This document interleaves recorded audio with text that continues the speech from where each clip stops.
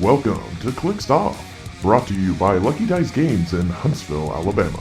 Check them out at luckydicegames.net.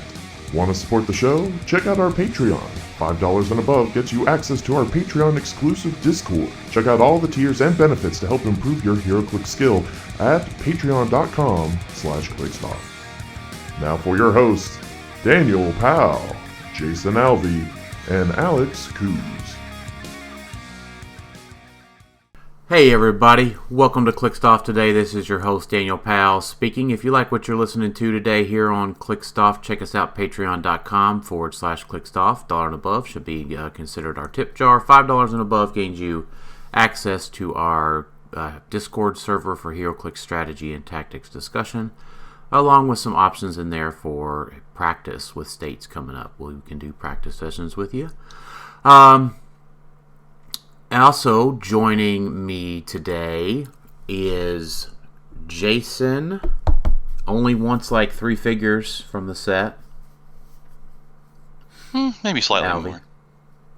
And Alex warmed up his pipes, fa la la la la, coos. La la la la. Yep. I'm ready. So today we are here to do our set review for Marvel HeroClix Strange Tales and the DC Iconics Flash 400. We used to. Well, it's not a 400, right? Isn't it? The Flash Speed Force Iconics. Yeah, it's an Iconics. Okay. Yeah, because we meant to talk about it in our last episode, and we just kind of forgot. So it's actually kind of busted, though. Yeah, I mean, and we'll talk about why it's busted here. I've got it pulled up. I didn't have it pulled up. Where's the number? Is it DC 25? It's under DC Iconics. Yeah, you could just go to newest under HC units, and it's just... Yeah, they'll have them there. Yeah. Oh, okay, so it's the Black Flash, Jay Garrick, Wally, Barry. Mm-hmm. Barry. And the Barry team-up card, yeah. Mm-hmm. Yeah, so... First of all, the thing is that the Black Flash will get fixed. Yeah, he has to get fixed, otherwise he's just broken. Yeah, because you're not going to be able to play him with the Bloodstone, get a hit off or poison or whatever, and just unavoidable somebody. So get that out of your system. They're going to fix it. If they don't, it doesn't really matter. They've got like 2 months to fix it because it's not legal for states. So even if it just goes like once per character, it's still really good. Yeah, especially if you play a Bloodstone with it, it's just an extra damage. Oh yeah, yeah. But it's not going to go. It's not going to go infinite. So it is a sideline active piece. So that's pretty good. What is the concern with the infinite part? Yeah. So if Black Flash himself damages somebody, could be from poison. No, it doesn't have to be Black Flash. It says when an opposing character is dealt damage by a character with a speedster keyword. So I guess the thought is it's because it's not limited to an attack is the problem. Well, basically, like if you had Black Flash on the sideline and say Reverse Flash comes up and hits somebody, and he deals this damage, then he deals unavoidable damage. Well, if you had the Bloodstone, they don't heal, so that's another instance of damage. So they're going to take another, and then another, and another, and so on until the character's dead. Right. It's because it's not an attack. Yes. That because all other instances where it could be from an attack. It doesn't matter. It can be from an attack. No. What I'm saying is we've had this power multiple times. All the other times we've had that power, it's been limited to when, like Harley Quinn from Notorious said, when an opposing character is damaged by a friendly character's attack, after resolution, deal that opposing character 1 unavoidable. If they're not KO'd, heal at 1. And so it was limited to an attack here. So that means when you deal the unavoidable, it doesn't trigger itself again. Yeah, this triggers itself again. Yeah, so it just needs to be an attack. It needs to be just like all the other instances we've had this before. That's all. Yeah. Because it's good because it's sideline active. You could just put it on your sideline and not pay anything. Yeah, they had to fix it. Yeah. Yeah, and that'll hopefully be the way they go because it's the easiest way because we've had that happen. We've had this power before. But we're not playing this guy otherwise, right? You're not going to pay points for him, no way. Yeah. You want to sideline him if you're going to play speedsters, though. Yep, I agree. Barry Allen's the real star of the pack. Well, Yeah. before we get to the great guys, is there any saving grace for good old Jay Garrick or Wally West? Like, Jay Garrett is 80, 50. It's the JSA version. When establishing theme teams, choose a friendly character that has lower points than Jay Garrick. He's 80 or 50, and can use hypersonic on their starting click. This game, that character has the speedster keyword, and this character can use the tapping the speed force traits of friendly characters in your KO area. That's just the other two, Wally West and Barry Allen. Jay is like, kind of keyword cheating there. A little bit, but with speed monitor. If he had his perplex power on his starter, his 50-point line, I'd say he's pretty good, but he doesn't. Yeah. He shut off speed power just by perplexing them down. I could see someone trying to play him at 80 maybe, because that perplex is pretty strong. Perplex, when Jay Garrick uses it to modify speed -1, the targeted character can't use speed powers until your next turn. So like, it's really good, just in general. So I could see someone trying to play that. And then pass keywords, that means it could go on to pass Vengers if you really want. And then you can make someone speedster and then throw Black Flash on your sideline to do some of those shenanigans. And he also has a free heal as well. So, like, he's not bad. No, he's not bad. Kind of looks like something that Prime Rogue one-shots. Not with a Fortify and the other ones. You're not one-shot anybody nowadays. No. Anyways, we can talk about that as we go to the set. That was Jay. You said Wally. Wally's okay. 90 or 50. Perplex, when Wally West uses it to modify speed +1, this is the damage power on click 4, his 50-point dial. The targeted character can use charge until your next turn. So that's nice.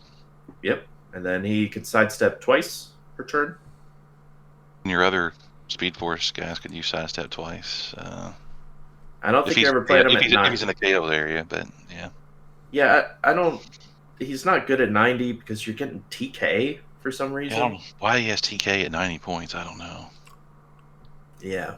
But he has hypersonic, and if you move in a direct path, he'll get close combat, so that's 12 for 4, and they're knocked back 6 squares. But you're probably only ever playing him to get access to that perplex and giving someone charge, maybe, but probably not. That's probably not worth it for 50. All right. So Barry without his team up, not too great, right? Not too bad. He could be carried and then be given a close action or a power action for free. Mm-hmm. Assuming, yes, I know Beetlejuice, blah, blah, blah, blah, blah. But either way, for 50 points, you can just carry him over. Yeah. Hey, speaking of Beetlejuice, so, since The Rock can just go around WizKids legality lists and just bypass them, you think we could go ahead and petition folks to go ahead and ban Beetlejuice and like Fortify and Resolve of the Green and Black Panther for states too? You mean for modern? Because most of those are banned for silver. No, Black Panther's not. Panther. Yeah, Panther's not. Neither are the one-shots. I think they're on the... no, I guess they're not on the restricted list. I don't know. No, probably not going to do that, but that'd be sweet. Yeah. Well, get rid of Beetlejuice. They can already make a modified modern, so they might as well just go ahead and do that too. So the gem of this Iconics, which all the other characters were good. Like, I don't think any of these were bad. Wally might be the worst. Yeah. Is the team up for Barry. Jason, I know you really want to talk about this guy, so yeah, what does his team up do? So he has team up founding member. He's got traded. It says super senses. If Barry Allen's part of a speedster or a Justice League themed team, friendly characters can use super senses. And then once per game, when a friendly character would be hit, they can evade the attack instead. So you just got a one-time jail-free card. Is there for anybody on your team. Is there like a Wonder Woman or something that hands out Wonder Woman TA to all Justice League or something? I wish. Yeah, there's not though. No, but you can get super senses on your whole team, which is pretty nice. He's got a 20 defend, so you put everybody next to him in Flash Raptor, and everybody has a 21 on your Speedster theme team, which is pretty nice. Is the Flash Raptor Justice League too? He's also Justice League or Speedster, yeah. No, so you can play it with like the White Lantern soups too, so everybody's healing. You could. Everybody's staying healthy, staying high, evading stuff. Yeah, you definitely could. Neat. And does then does he get any free equipment? I don't believe so. No. Yeah, He does not. No. Hey, Central City Justice League, Celebrity Police, Scientist, Speedster, and there's nothing for those. Yeah, there's no scientist-related ones. No. His damage power is opposing characters within 3 squares can't be given range actions or make range attacks. So I guess that would shut down pulse waves if he's within 3 of them, which is nice. Yeah. And his move power on his 50-point dial, he has charge and flurry. He has move. Move after resolutions. You may choose a standard friendly character that shares a keyword with Barry Allen that he moved through during this action. If you do, place that character adjacent to him. So it's kind of like a Diana thing. He can just move through them and move across the map, and then just place them next there. So it's a nice. But he has to share a keyword system for your Alpha Strike. So we're looking at porting Justice League, Celebrity, Police, Scientist, Speedsters. That's even better than Diana, though. Oh, you just play it with Phoenix Pog, right? The Phoenix Pog can do it with anybody, yeah. Yep, pretty nice. That's almost better than his 20 defend. Yeah, he moves through blocking and doesn't destroy it, and he ignores elevated. And he has traded leadership. So it's really 9 squares with, like, if you were to start in your starting area, because he's got a, unless they're a 2x2. Or unless you moved them out or something, and they had sidestep or something, or you TK'd them out. Sure. Through them, you know. Yeah, I mean, there's other options. But I'm just saying with a single action for economy reasons. I think that's probably enough to get a lot of things done across the map. But you can play the team-up card. What are the rules for team-up cards anymore? Can you play the team-up card without being on the theme team? Can you ignore the first trait? Because without his... Yeah, so his movement power and damage power are different. So can you just play the team-up card and not be a part of the Justice Society or Justice League or Speedster theme team? Yeah, I believe so. Yeah, I think you just can't have 2 characters with the same name. Huh. So I couldn't play 2 Barry Allens or 2 Wally West or something like that, or whatever you're doing, you know. Mm-hmm. That's a way better I transfer. think we're going to go for the... Yeah. I mean, sure. Speedsters are better, I think, than Justice League right now. It's fair, but I almost like that movement power better than just the team-up thing. Yeah, the movement power is good. I mean, it's technically not better than Zala or Diana because you're not making an attack. I know, but they have to make an attack. I mean, Diana has to make an attack, but she doesn't have to hit. And Zala has to be the first one to go. Same with Diana. Yeah, Barry doesn't have to do that, and you don't have to get Animal Man on to Barry to make this happen either, or Diana you kind of do. Yeah, so I get all of that. I'm just saying, he kind of just adds to the tandem of those two, and arguably better. But he does have a bit. The problem you have with it not playing him on a Speedster Justice League theme team is that he is pretty frail. Like, yes, you have Fortify and all of that other stuff, but he's only got regular super senses to protect him. Yeah, I know you can't shoot within 3, but I think you just drop a your armor on him, make him a 22 defense. play him in his 90-point dial. Oh, you're saying at 90. Yeah. Yeah. Well, if at 90 you don't have the move thing. No, you don't. But you just play him at normal. But yeah, I agree. I think he can be played at 90 or 50. Yeah, either one. Yeah, I think he's fine. You could even put Animal Man if you just want to give him Invincible, but you got the +2 from Destroyers better. Yeah. But yeah, this is definitely an Iconics you want to probably pick up. Like, it's good. It's another good Iconics from WizKids. They've gotten really good at making these. And the pieces look pretty cool too, if you've seen the sculpts. Yeah. Yep. Huh. Neat. But worth picking up. Alright. And just as a reminder, when we do our set reviews, these are based on 300 Modern play. If there's anything that we like for Pulp or Silver, we'll mention it. But the primary focus of our set reviews are on 300 Modern competitive play. You can play any figure you want at the kitchen table. Please enjoy the variety of theme teams and combinations of characters that you can bring to any casual game that you would like. This is not the point of our set review. Is there? Let me ask you, Daniel. Is there anything before we get to the possessors that is worth a shit?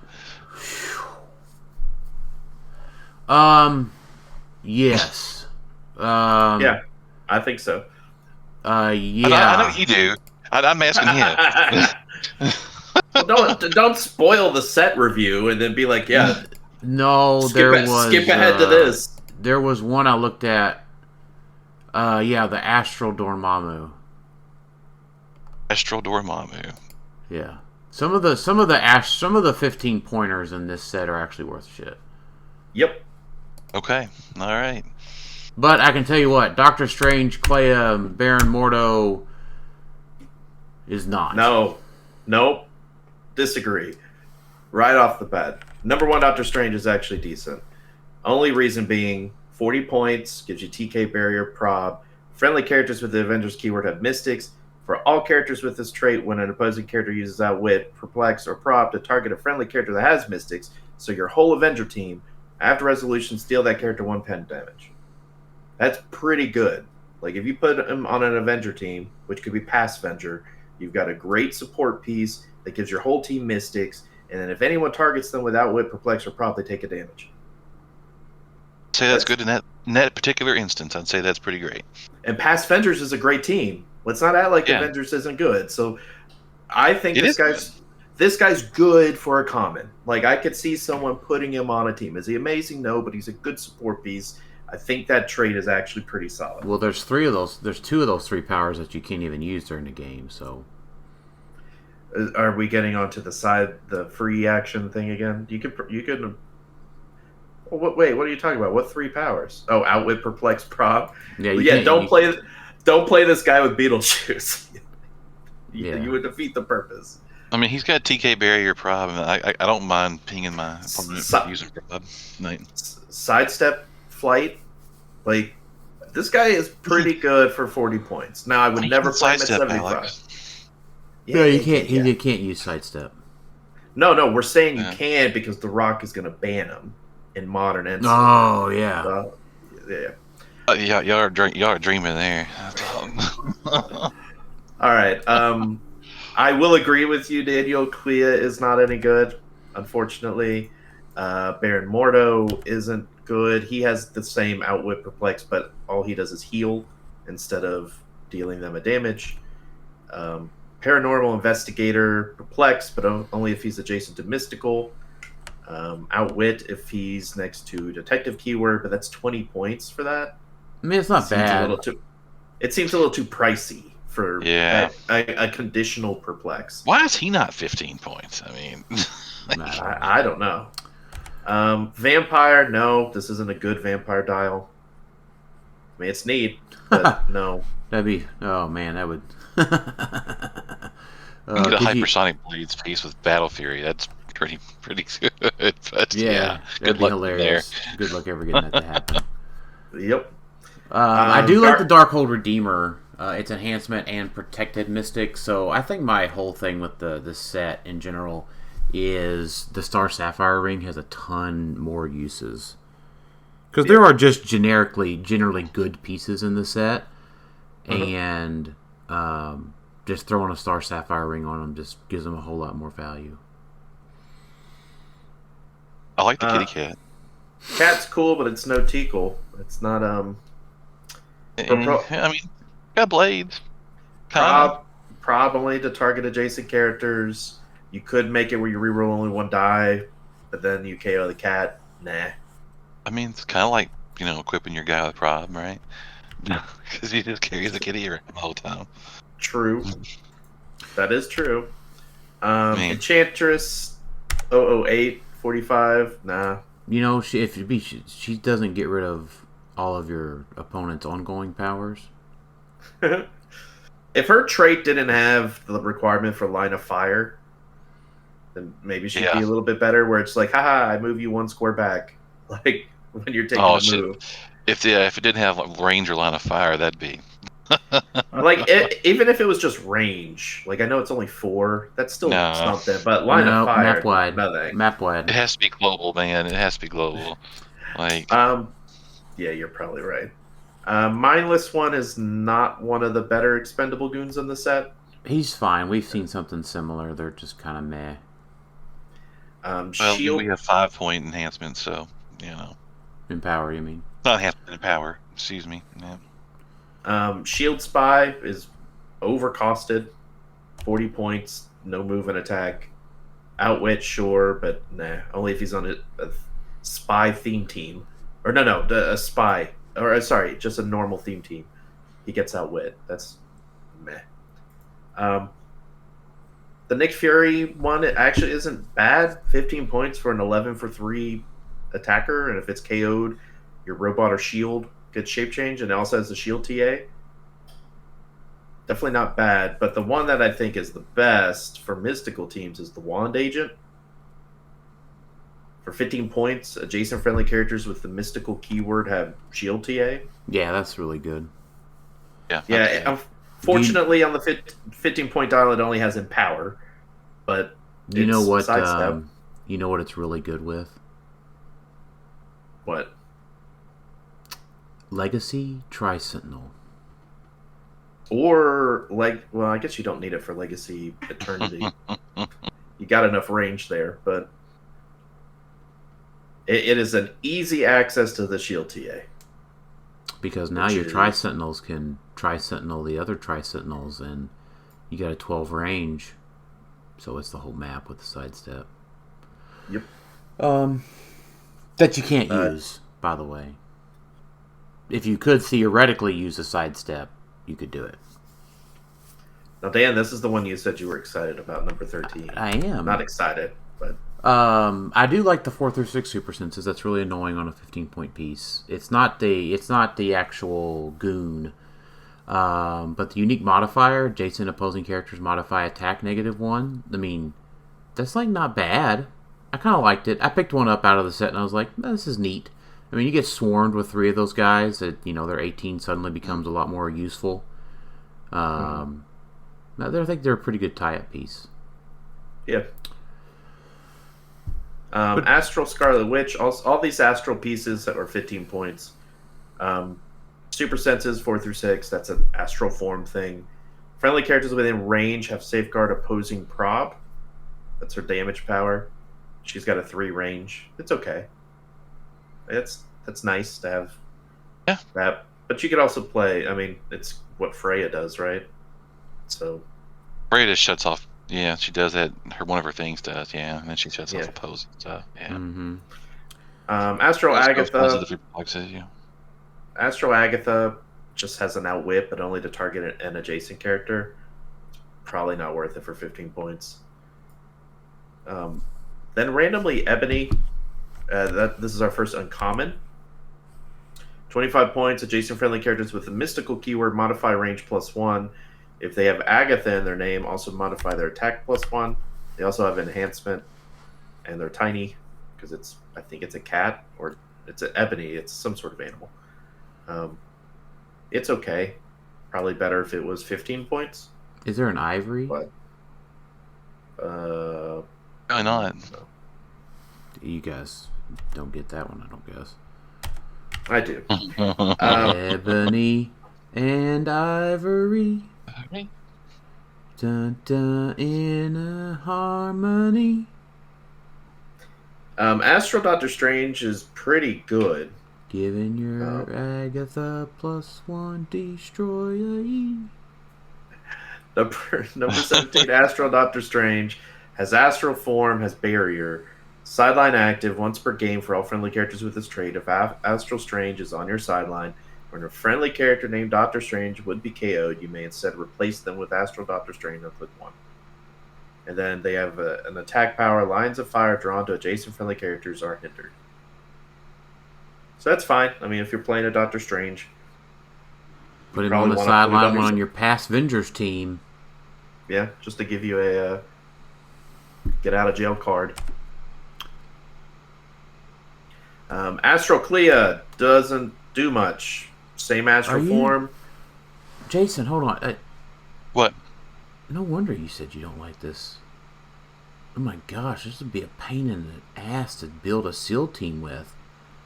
Oh yeah, all those Astrals. Oh yeah, it's oh my gosh, what the fuck? It's probably pretty bad for that. Yeah. By the way, I'm exhausted today, just so you know. So. Yeah, Daniel's not talking this way just because of the set. Yeah, I'm wore out. He was busy. Yeah, busy auditioning his singing talents today. Just so you guys know. So yeah, Astral. So we'll blow through some of these. Astral Clea is not good because she's only a support pulse wave phasing, which is okay. Astral Baron Mordo, Astral Form, and then a damage power. Adjacent opposing characters can't reduce damage below 1. That's pretty good, but you sneeze on this guy and he dies. So good luck with that. Hannibal King is also not good. 100 points or 50. Yeah, stealth, blah, blah, blah, blah. Super senses. How are they justifying that 3 clicks for 50 points? Good grief. Because he gets a movement attack at that point. He doesn't have one before that. Okay. Ooh, shit.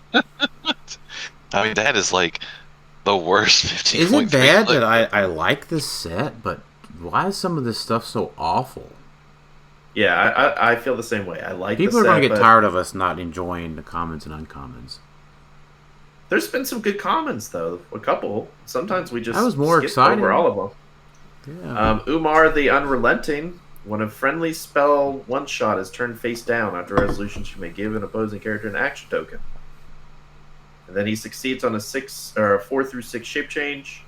He's got a wit. He's got So it's power not a he, cosmic. it's a she. Or she, sorry. Sorry. It's the sister of Dormammu. There's no picture, so I don't know what it looks like. Sidestep, 12 attack, 3 damage, but only poison. But invincible. Oh yeah, it does say Sister of Dormammu as a power. So Umar's okay. Like, just okay. Like, probably pretty... Change. Yeah, like, good and sealed. But You know what would make probably... her better? What? A hammer. Running shot? Yeah. Haven't heard that joke in about it. Can we legacy card the Book of the Skull? That'd be great. Yeah, that'd be great. Dr. Druid. 60 points. When a friendly spell one-shot is turned face down. After resolutions, Dr. Druid may place a friendly character within range of line of fire up to 2 squares away from their current square. Cool.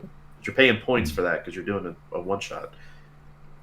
Super Senses Toughness. Once per turn, Dr. Druid may reroll his Super Senses roll, Protected Pulse Wave. He's okay. He's a little overcosted. Caecilius. This is another spellcaster. When a friendly spell 60 one-shot is points for turned no face down. reducers? Like, it's not even worth it. Nope. He may deal 1 damage to an opposing character within range. Just FYI. That's what that was. Sorry, I didn't Dum-Dum cut you Dugan. off, but You're fine. this is worse than the uncommons are worse than the commons.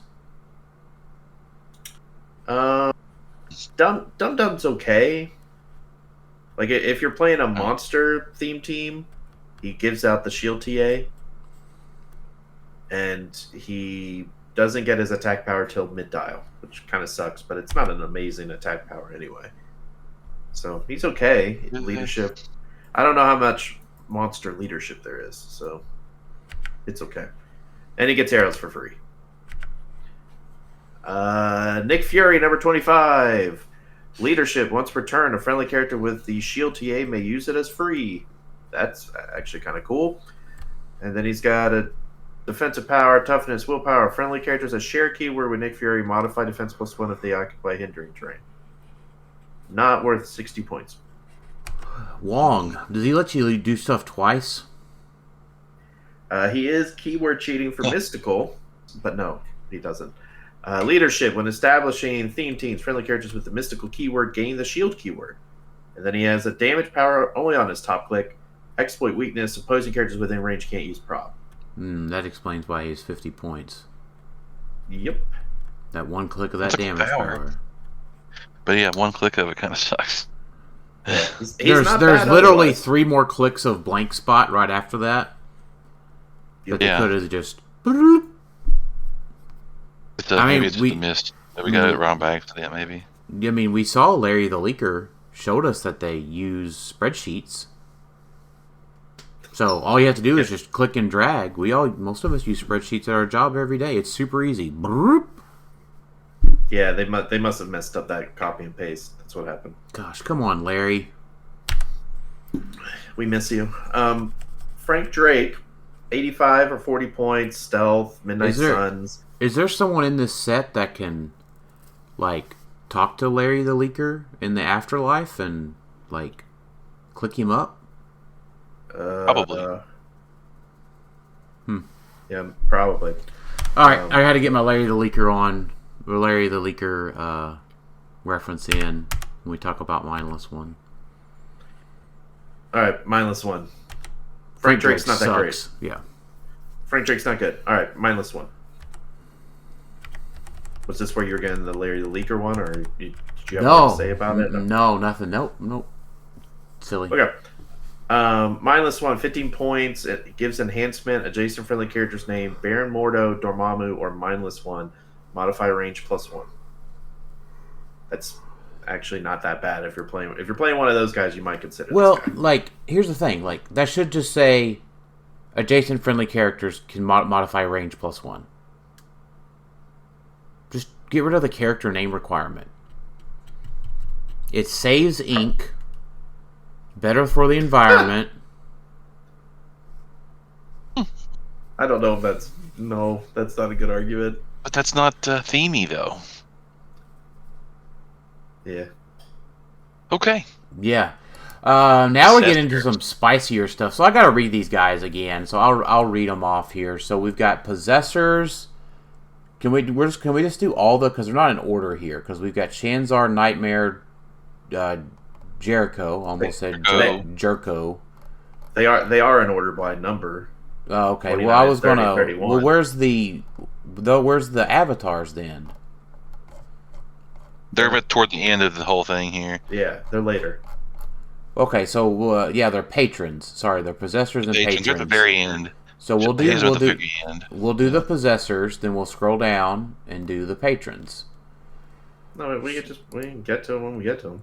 No, I'm excited about something, Alex. Let me have this. Well, then talk about them. All right. During force construction, you may add this marker to your sideline by paying its point cost.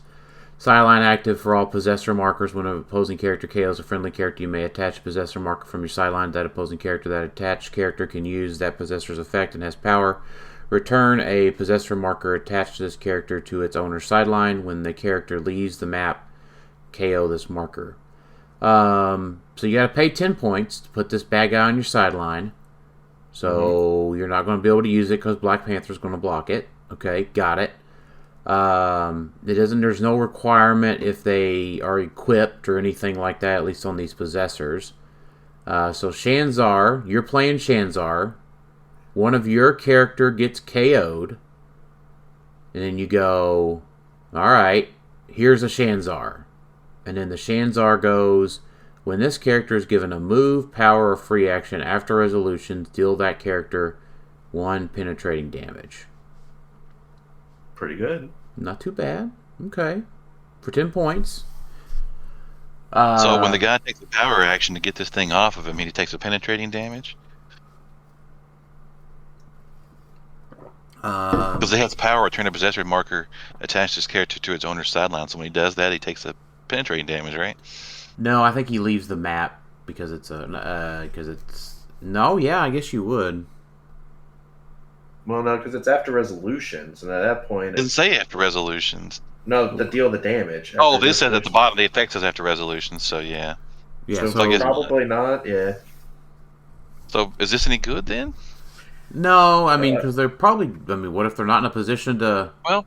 They're probably out there on your side of the map. I mean, they can't just sit there a turn and do nothing. You get to clabber on. I guess it slows them down, or they cost them a turn, or you just make sure you have invincible. Yeah. Does Animal Man give out invincible? Yes.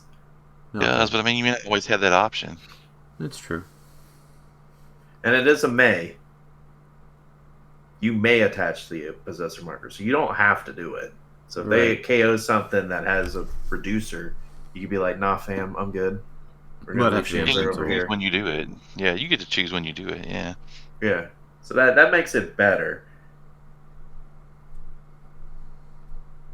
And all of these possessors, and once again, all of these possessors have the same sideline active trait. So all it takes is a power action to get it off of them. It's just each one has a different effect. Okay, so Nightmare, pretty good here. When this character deals damage, they deal half as much damage to themselves, rounded up. Mm-hmm. That's any damage. So yeah, they don't like that on the guy. Yeah.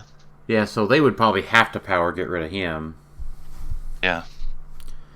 I will say one thing. I will say is back to Shanzar for a second. That will limit your opponent, because remember, this is after your opponent has KO'd something, so they've already taken a power action or some sort of an attack. Could have been from poison. Sure, but you have to remember knockback. You also have to remember knockback doesn't count as damage from the character. Just FYI, that's a. Well, it doesn't say damage; it says KOs. No, I'm saying you don't. It doesn't count as them KOing it. Because they KO'd it from damage that doesn't exist. Okay. From the game. But my point being is that does limit your opponent from taking any free actions afterwards. So it's not as if they get the possessor and then immediately can take a power action. Like sure, in poison or knockback maybe. But in those cases, you just don't attach it if that was what happened. Mm-hmm. But if they KO your opponent the normal way, then there is some limiting there. They won't generally be able to immediately take a power action to get rid of it. Mm-hmm. So that means they're limited on the rest of their free actions. So it's a tiny bit better. Well, they can't take free actions anyway, so. Okay. Yeah. Again, I'm so tired of this. So tired. I'm so tired of Beetlejuice and all this bullshit. I'm like, yes. I'm tired of talking about any figure. It's like, well, you can't use the free action. It's like, well, everybody's tired of it except WizKids, Alex. I know, but it makes for like people listening. I feel like to be like, okay, guys, we get it. Beetlejuice sucks. Apparently, from what I read, we're not the only ones that do this. Apparently, from reading on DGen Clix, they talk about it all the time. They're way worse about it than when we are. In fact, every time they mention his name, they have a thing that they edited in to like say something else to bleep it out. I mean, that doesn't mean we need to up our game and say it more. Let them have it. Like, I will agree though. Nightmare is better because it's just when they deal damage. Yeah. I think Jericho Drum though, depending. I mean, it really depends on the meta. Jericho Drum effect is this character can't make ranged attacks or use improved abilities. Yeah, getting rid of the abilities can be big. Yeah, you need to put that on that Legacy Thanos. Mm-hmm. All of these are not bad, and remember, you can choose to wait until your opponent has are attacking with someone who gets double the action tokens or something, right? Like, you can make them pay for it and make them force them to take a turn off to do a power action, which isn't bad in some instances. 10 points to delay your opponent from attacking with a certain figure might be good. Yeah. You know what? We should go back to 9-figure sidelines. 12. Yeah, the sidelines are getting very 12. squished. I want everything. I want it all. I want to play a 150-point character and then 150 points of sideline stuff. Sorry, you can't. Here's my tent pole. Here's my 150-point OMA. I've got 3 possessors on the sideline, an avatar, 16 one-shots. You're not going to be able to KO or touch this guy for 4 turns. Guess what? Time's getting called at 3. Jeez. All right, Dormammu. This is nope. Oh, you wanted to go to the patrons. Patrons. All right, patrons. During force construction, you may add this marker to your sideline by paying its point cost. Sideline active at the beginning of your turn.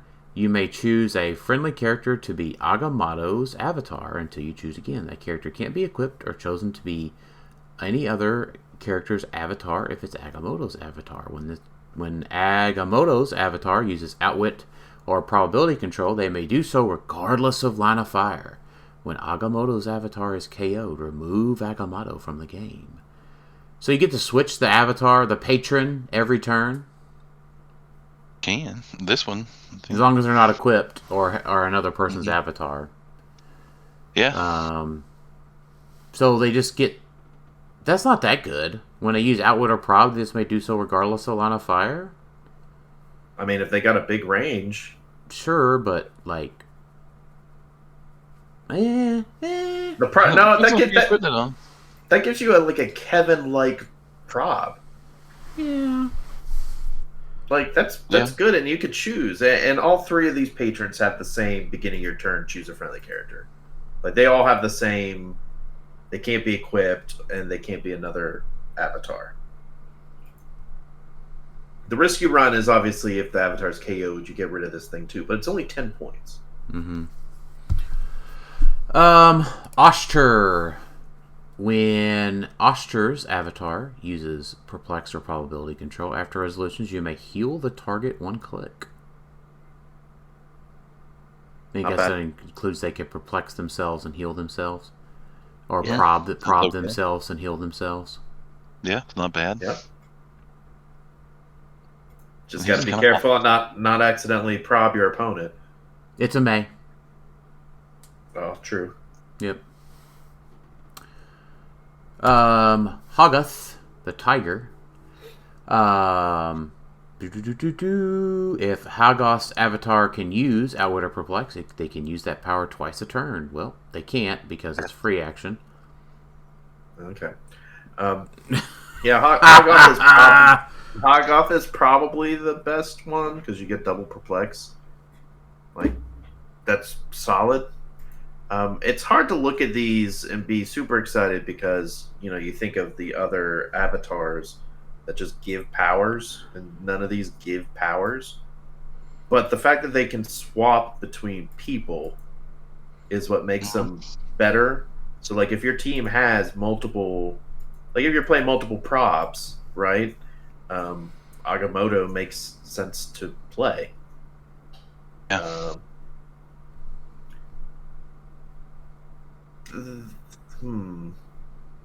You can't. Can you choose? Can you choose Mogo? At the beginning of your turn, you may choose a friendly character. Yeah, it's a friendly character. Yeah. Okay. You can choose Mogo. So you can choose Mogo, and then Mogo could potentially use Prob, regardless of line of fire. I like Agamotto. Be great on Protegaton. So he can prob through blocking or whatever. Then. Yeah. I mean, I think all 3 of these aren't bad at all. No, they're not bad. They're just conditional. You got to build around them a little bit, and especially it'll be nice when we get switched to that 15-figure sideline. Yeah, I think it's fairly plentiful in the packs, right? I almost pulled a whole set from a case. I'm going to have to do a little trading locally. The bad thing is, keep in mind from last episode, we talked about how these are on print and play. So I was going through the pack and had no idea who they were. I'm like, okay, I've got one gold-faced guy. I have a white tiger, and I still need. Some of these don't have pictures up here yet, but I think I still needed. I got weird arm guy, which is Shanzar, but I think I still need Oster. Can I just print these units pages out, cut these out, and use them as cards? I don't see why not. Way better than the other version. Can I take a comic panel from Deadpool and print out a sticker that looks like this and put it on there? I don't think that's going to work. Then you'd be like, Wizkid's quality. And they'd be like, you're probably right. Yeah. They're good, though. There's no. I like how there's no disagreement on that. Yeah, you could probably do that. Sure. I don't think anyone's going to stop you, Dan. I don't know that anyone really cares. I mean, we're already doing print and play for the cards for these things. True. With a little sticker on a piece of plastic. All right, now can we go back to Dormammu? I don't know. Can we? Sure. Yeah, I mean, we were talking about how bad this set is for sealed. I mean, if you pull Dormammu, you're going to be pretty good. Oh, yeah, he's great in sealed. 200 points, mind control. When he uses it, you may target characters adjacent to one or more friendly astral Dormammus, regardless of range or line of fire. When a friendly spell one-shot is turned face down, friendly characters with astral in their name or the Ghost Realm keyword can use poison. And then Leadership Mastermind, when Dormammu uses leadership and fails, you basically can make a mindless one or an astral Dormammu of 15 points or less on their starting click. So he's not bad for 20 points. 20 points? Or 200. I left off. He is bad. He has no stop clicks. Well, he's bad. He's bad in constructed play. He's only good in sealed. He's only good in sealed, yeah. He's okay in constructed play. What? Yeah, he's 200 points as no stops. What? He can't be outwitted, though. And he's got Mastermind. That used to be good, guys. You remember when a 10-pull was okay when they couldn't be outwitted and had Mastermind? That used to be pretty good for a while. Well, now we have, Cable and Solid that say you can't. Hey, you know what? We've got stop clicks. They're called Fortify, Resolve of the Greed. We've got stop clicks, boys. They cost 10 points apiece. Well, I guess that's true. He can just sit there and images the Vicon himself over and over, right? So he could just keep doing it, and then anytime he does a spell one shot, everyone can use all his astral people can use poison or spectral armor himself. Yeah, they can't use poison, Alex. Why not? It's a free action. Yeah. Oh yeah, you're right. And it also says this turn. So I mean, if it's on your opponent's turn, you can't technically use it. But we should have just benched all those free action powers. Yeah. Let's bring back benching. Good idea, Jason. I mean, we loved that before. We kind of did that. I don't think. I mean, I'm not saying Dormammu's good and constructed, but I could see someone trying to play it with some astral. You got 100 more points to play with. It's not the worst. Scarlet Witch, number 33. We're still in the rares. Her spellcaster thing, when you turn down a one shot, modify friendly character's defense +1.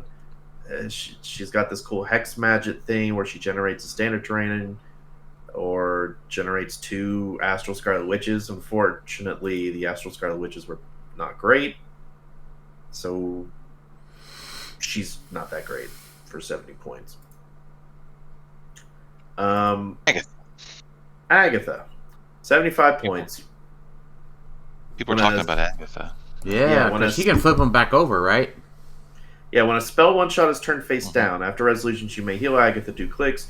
When another friendly character with the mystical keyword is KO'd, after resolutions you may turn a friendly face-down spell one-shot face-up. So all those little astral people are mystical, so if one of your little astral people die... And she makes them, too. Well, can't we make some constructs and then, KO them and do that, too? Yes, technically you could also, because because of the way creating bystanders work. Yeah, so we just like put that Star Sapphire ring on these mystical people, like Daniel was talking about. Make those, off those, and then turn them back over. There you go. True. Because they technically have it when they're KO, just not in the KO zone. Yeah, just remember you are limited to how many. We only have what, like 4 constructs per thing. Yeah, well, I mean, if you flip like one of those one shots back over 4 times, you done your job, I think. Very true. Very true. She also makes Astral Agatha. She has willpower, and when she rolls a single d6, if the result is 1 or 2, after resolutions generate an Astral Agatha within range. So she's not bad. People might play her just for that one-shot capability. Just good. She's a little pricey. Yeah, she is. But, you know. Bloodstorm. I actually like Bloodstorm. Yeah, I do too. Yep. When he pops out from being a SOV pilot, he starts out on click 5 instead of his last click, but he generates those bystanders. Well, 1 bystander per turn. Right, but it's a free action. But so you're not generating any bystanders. Yeah. So, I mean, but he's neat because he comes out. He starts the game on click 5. I mean, he can't heal when he's a pilot, but he's pretty cool. Yeah, he gives Moreland vibes. Like Moreland is a good bystander vampire type thing. Bloodstorm has leadership stealth, free generate a bystander on this card. Bloodstorm has it generated this game. There's 4 of them: Cruel, Damascene, Smoke Eater, and Unusual. And they're actually pretty dang good. Yeah, they're not slouches. Like Unusual gives you TK prob. Yeah, Smoke Eater's an outwitter. Yeah, Damascene is a Flurry Blades, Battle Fury, and then Cruel is a tie-up piece with Poison and Exploit. And they all had the Mystics TA. Bloodstorm's also a Herald, which I think still matters. And like we said, is a vampire who starts on click 5 and can heal above his starting line. If you do just heal up 1, then you get to his cool attack power. When Bloodstorm hits, after resolution, you may choose a hit character. And basically, it's like mind control. That character becomes friendly to your force, may make an attack, and then reverts forces. So that's after you've already hit and done damage. You don't have to do damage, you just have to hit. No. What I'm saying is, in addition to the damage you're doing, gotcha. Yeah. You got this power. It's very reminiscent of like Colossus or something, right? Like, you mind control, you deal damage afterwards. Well, you can hit, deal your normal damage, and then you basically mind control them to go and make an attack. Yeah, so I'm with you. Bloodstorm's he's cool. Like, and the cool thing of us doing this set review on realm or on units is you can see at the bottom people already building with teams, and so like you can click and see like, are people actually looking at this one, and this one actually has people building with it already. So yeah, I mean. And Black Lantern Ring's good to put on these guys, right? Because you get to heal 2 whenever they use energy. Yeah. Bloodstorm's solid. Very solid for a rare. Yeah. And then Doctor Strange is actually pretty solid for a rare as well, because he gets the free patrons, and then he can have multiple patrons at one time. Yeah, that's pretty cool. Yeah, he can have all 3 patrons at one time. He has Prob, Outwit, and Perplexed smattered throughout his dial. Then he can take a power action. It says until your next turn, Doctor Strange has opposing character within range. Can't use black standard powers. Why they gotta be black? If Doctor Strange has 2 action tokens, he may activate this trait as free instead. Then he's got a stop click. Well, if they get those black powers from a white power, does that still shut him down?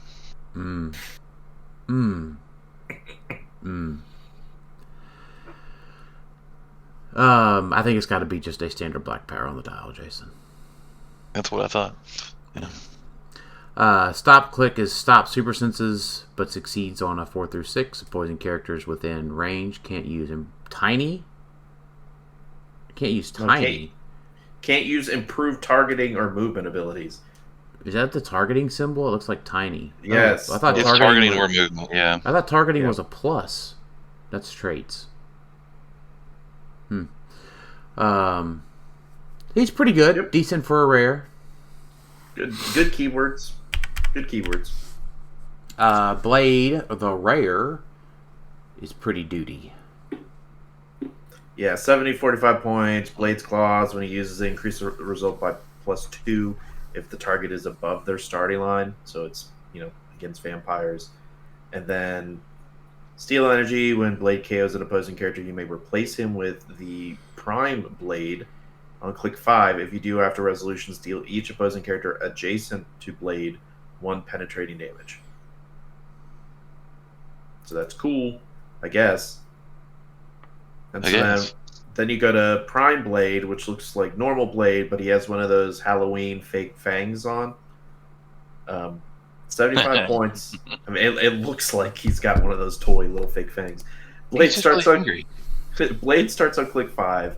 Stealth, Steel Energy. When Blade uses Steel Energy, he may heal past the starting line and heals an additional click if he KO'd a character this turn.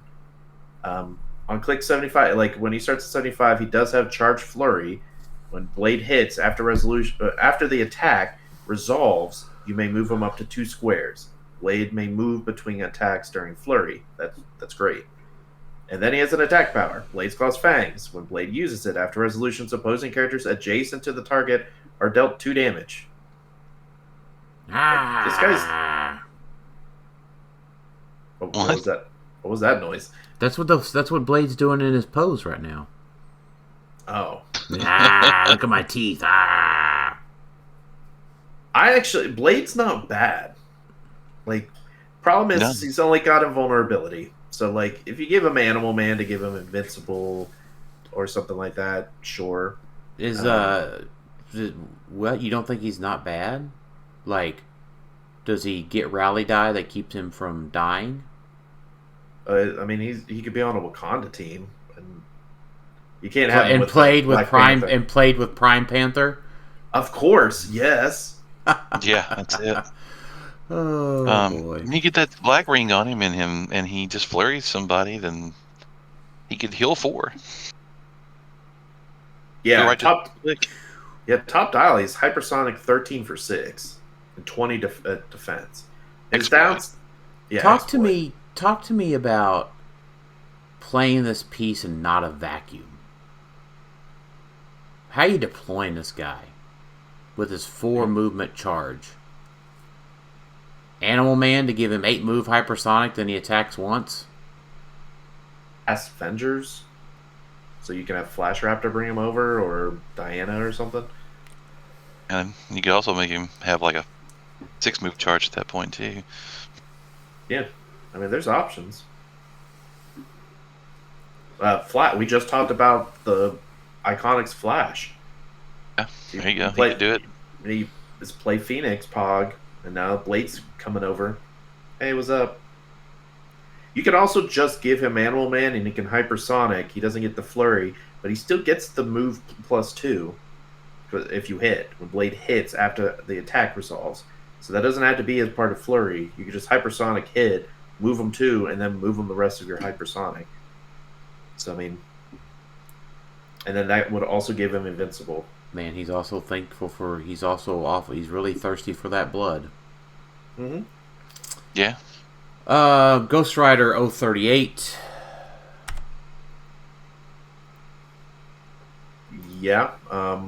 Once again, fire, smoke, terrain marker is not that great. It's not happening. Please just give up on those. And then he has some knockback power, but which he knocks the character back. He could choose the direction. Okay. I mean, the key thing is like he makes the beginning of turn, you make the fire smoke thing, and basically it's kind of like a wall, effectively, in the sense that when an opposing character is knocked back into any smoke terrain marker, deal that character 1 pen damage and stop their knockback path. Like, that's cool in concept, but incredibly difficult to deploy. If he had some method of free knockback and free smoke cloud, then we're talking. Like, if he could do all this for free, and then He wouldn't be able to do it at all. Oh, hell no, we can't have that. Very, very true. We can't have good things. Nightmare. This is a pretty typical Nightmare. Yeah, when Nightmare hits after resolutions, you may give each hit character an action token. Once per game, when Nightmare hits, you may generate and attach a number 30 Nightmare, which was a possessor, to a hit character. And then, if you're playing him at 90, he's got Mind Control, Stealth, free, place Nightmare in a square up to 4 squares away from his current square.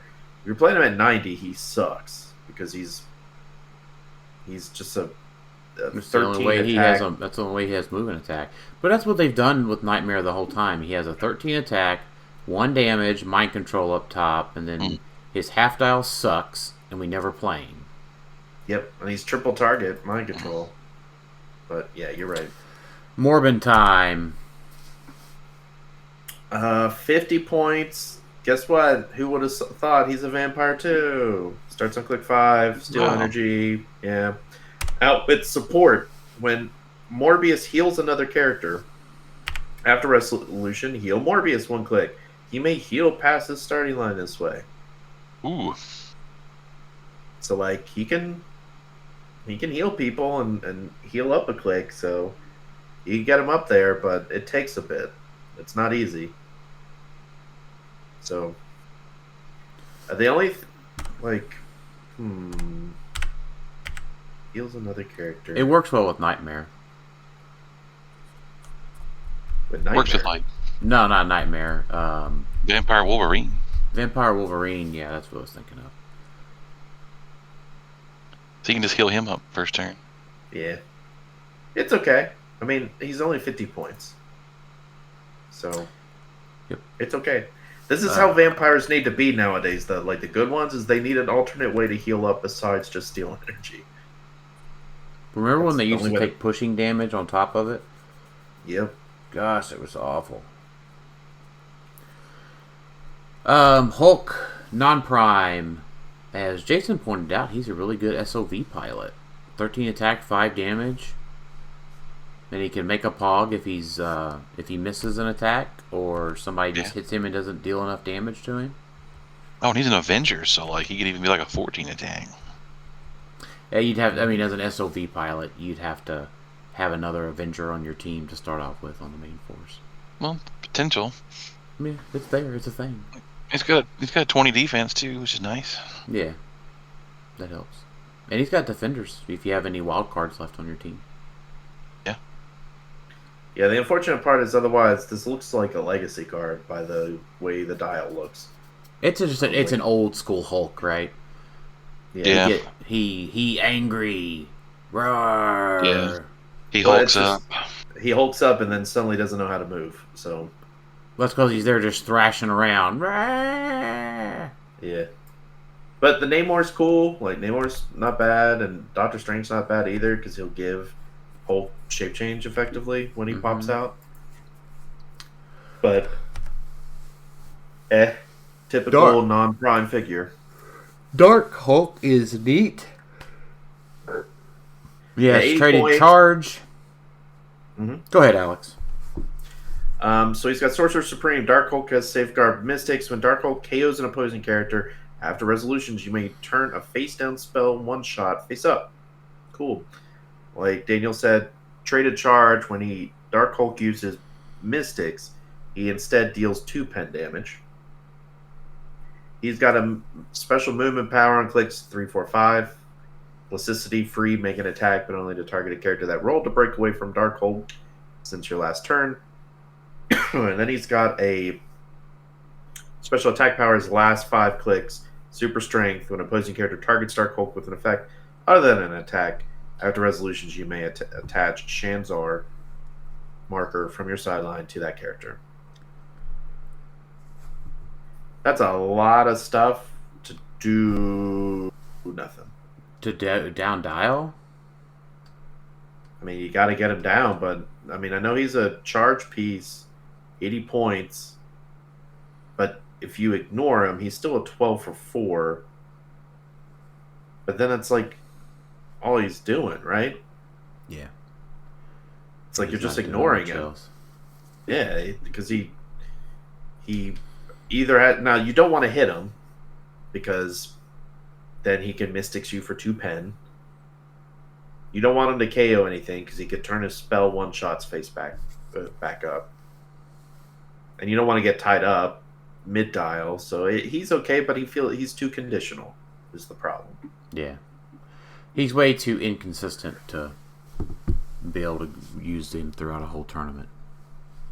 Exactly. Alright, now onto the super rares.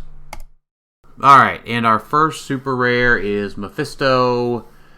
Very reminiscent of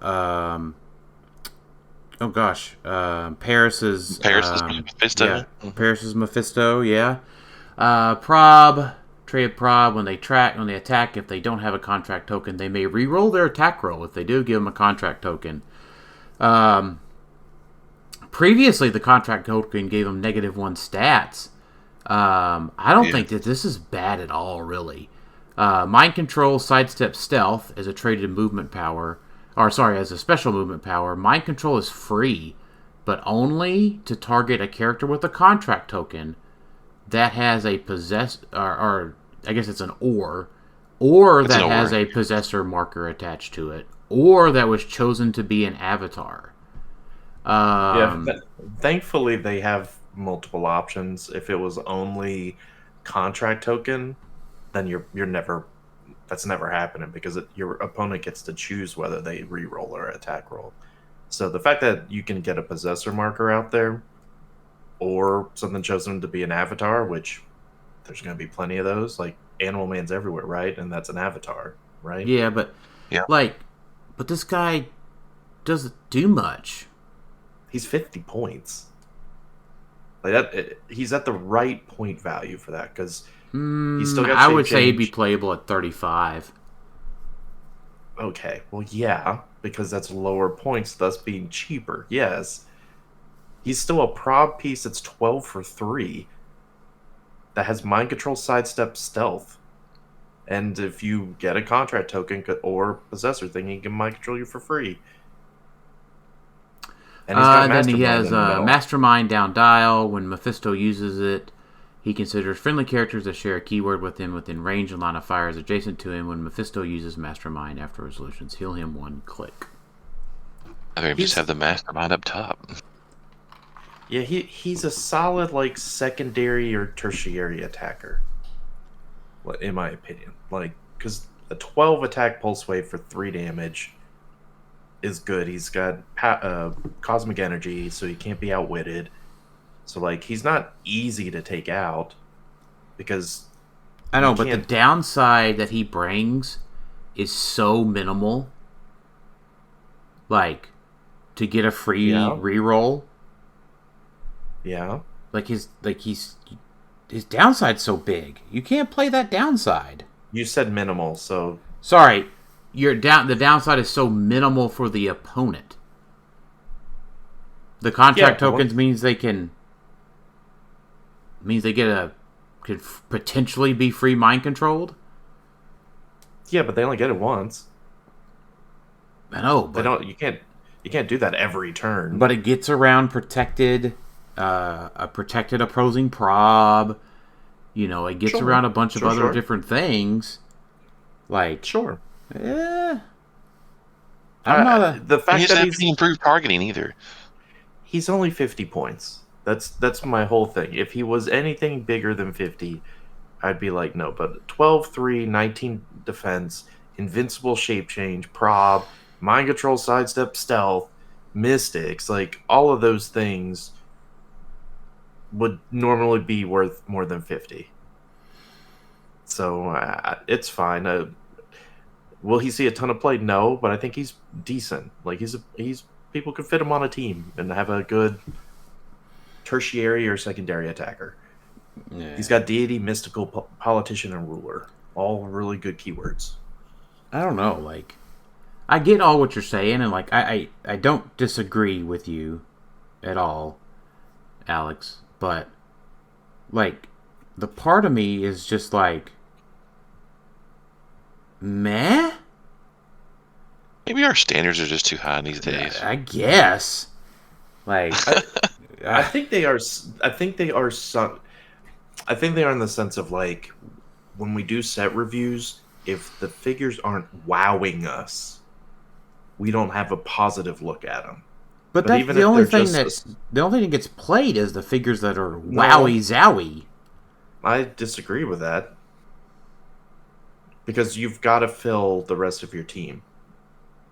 Like you can't fit all wowie zowie. Like you can fit 75% of your team wowie zowie, but then that's when you might reach for Mephisto because you want to prob a third attacker and someone who can do some mind control stuff or whatever, right? Like I'm not saying he's amazing. I'm saying he's okay. He's decent. He's playable, as opposed to a lot of super rares we've gotten that are not playable at all because they're overcosted.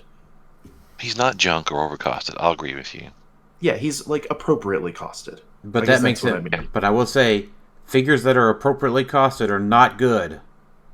Well, I mean, if you count all of his powers for only 50, and he's not easy to kill. Let's just say that figures that are maybe appropriately costed just aren't played a lot. How about that? Yeah, that's probably fair. That's fair. I'd give you that. Yeah. Like, if you go, I mean, if you look at the figures that you see all the time in a tournament, it's a very small number. It's got to do something that's one thing really good to just get in there and be played a lot. Like this guy really, Mephisto, like I would agree, he is a fairly costed. But like, here's what makes Mephisto good. 7 square threat is not that great. Give him an 8. Give him an 8 range. Give him improved targeting everything. Okay. That's better. Okay. Yeah, Daniel, we could say all sorts of bullshit to say, oh yeah, if he could see through everything, he was 35 points, a giant, and a 14 attack. Yeah, that'd make him better. We could say that about every figure in this set, and it would be true. Like, I mean, come on. Like, you're right. You're right. You're getting the idea now. You're getting the idea now, Alex. You're getting there. Now I'm sitting here wondering, like, why hasn't Daniel been called up to help design figures? I'd like to see like some running instead of just sidestep. I mean, sidestep really fits Mephisto's kit, right? Because he's not someone who moves fast. That's how it was with previous Mephisto. I think they don't really have a lot of move and attack. I get it. I guess it just improves his threat range a little bit. Yeah, if he the way I would say it, instead of saying if he had crazy powers, is if he had like a little mini Bamf type thing where he could like within 4 move to a hindering square or something, right? Like that might work better. But as is, I still think he's fine. I mean, he's a hard to kill 50-point figure. Well, he could be, or he could not be. Sure, just depends. He could. Sure, be. Yeah, he can maybe never use that free mind control because of Beetlejuice. There, I got it out. Hey, you're not wrong. Doctor Strange. You're not wrong. Yeah, Alex, you're getting it. I know. I'm finally understanding now. Yeah, you're finally getting it. I'm so proud of you. All right, so we've become like so jaded, haven't we? No, the thing is like here's the thing. Like, here's what we've seen over the years, right? Like, and we're just in a drought. We're just in a drought currently because over the past few years, right? We look at these chase sets, we look at these super rare sets, and I was thinking about the chase sets, and I'll give particular opinions on the chases when we come up. But like Avengers 60th chases, they all work together really well, right? It was a chase set, a theme that you wanted to chase. You look at nightmare for a lot of people who didn't get them all. You look at the Carnage chases, right? How well they all work together and they fit a theme, and they all had a similar gimmick, and they were all popular characters. You know, and there's just more examples about all this. Even like a not so popular set, like a popular chase set, like I want to say Wheels of Vengeance, not Spirit of Vengeance, Wheels of Vengeance. right? They all had very cool pilot traits, and none of them saw play. I know, but they're way more desirable than what we got here.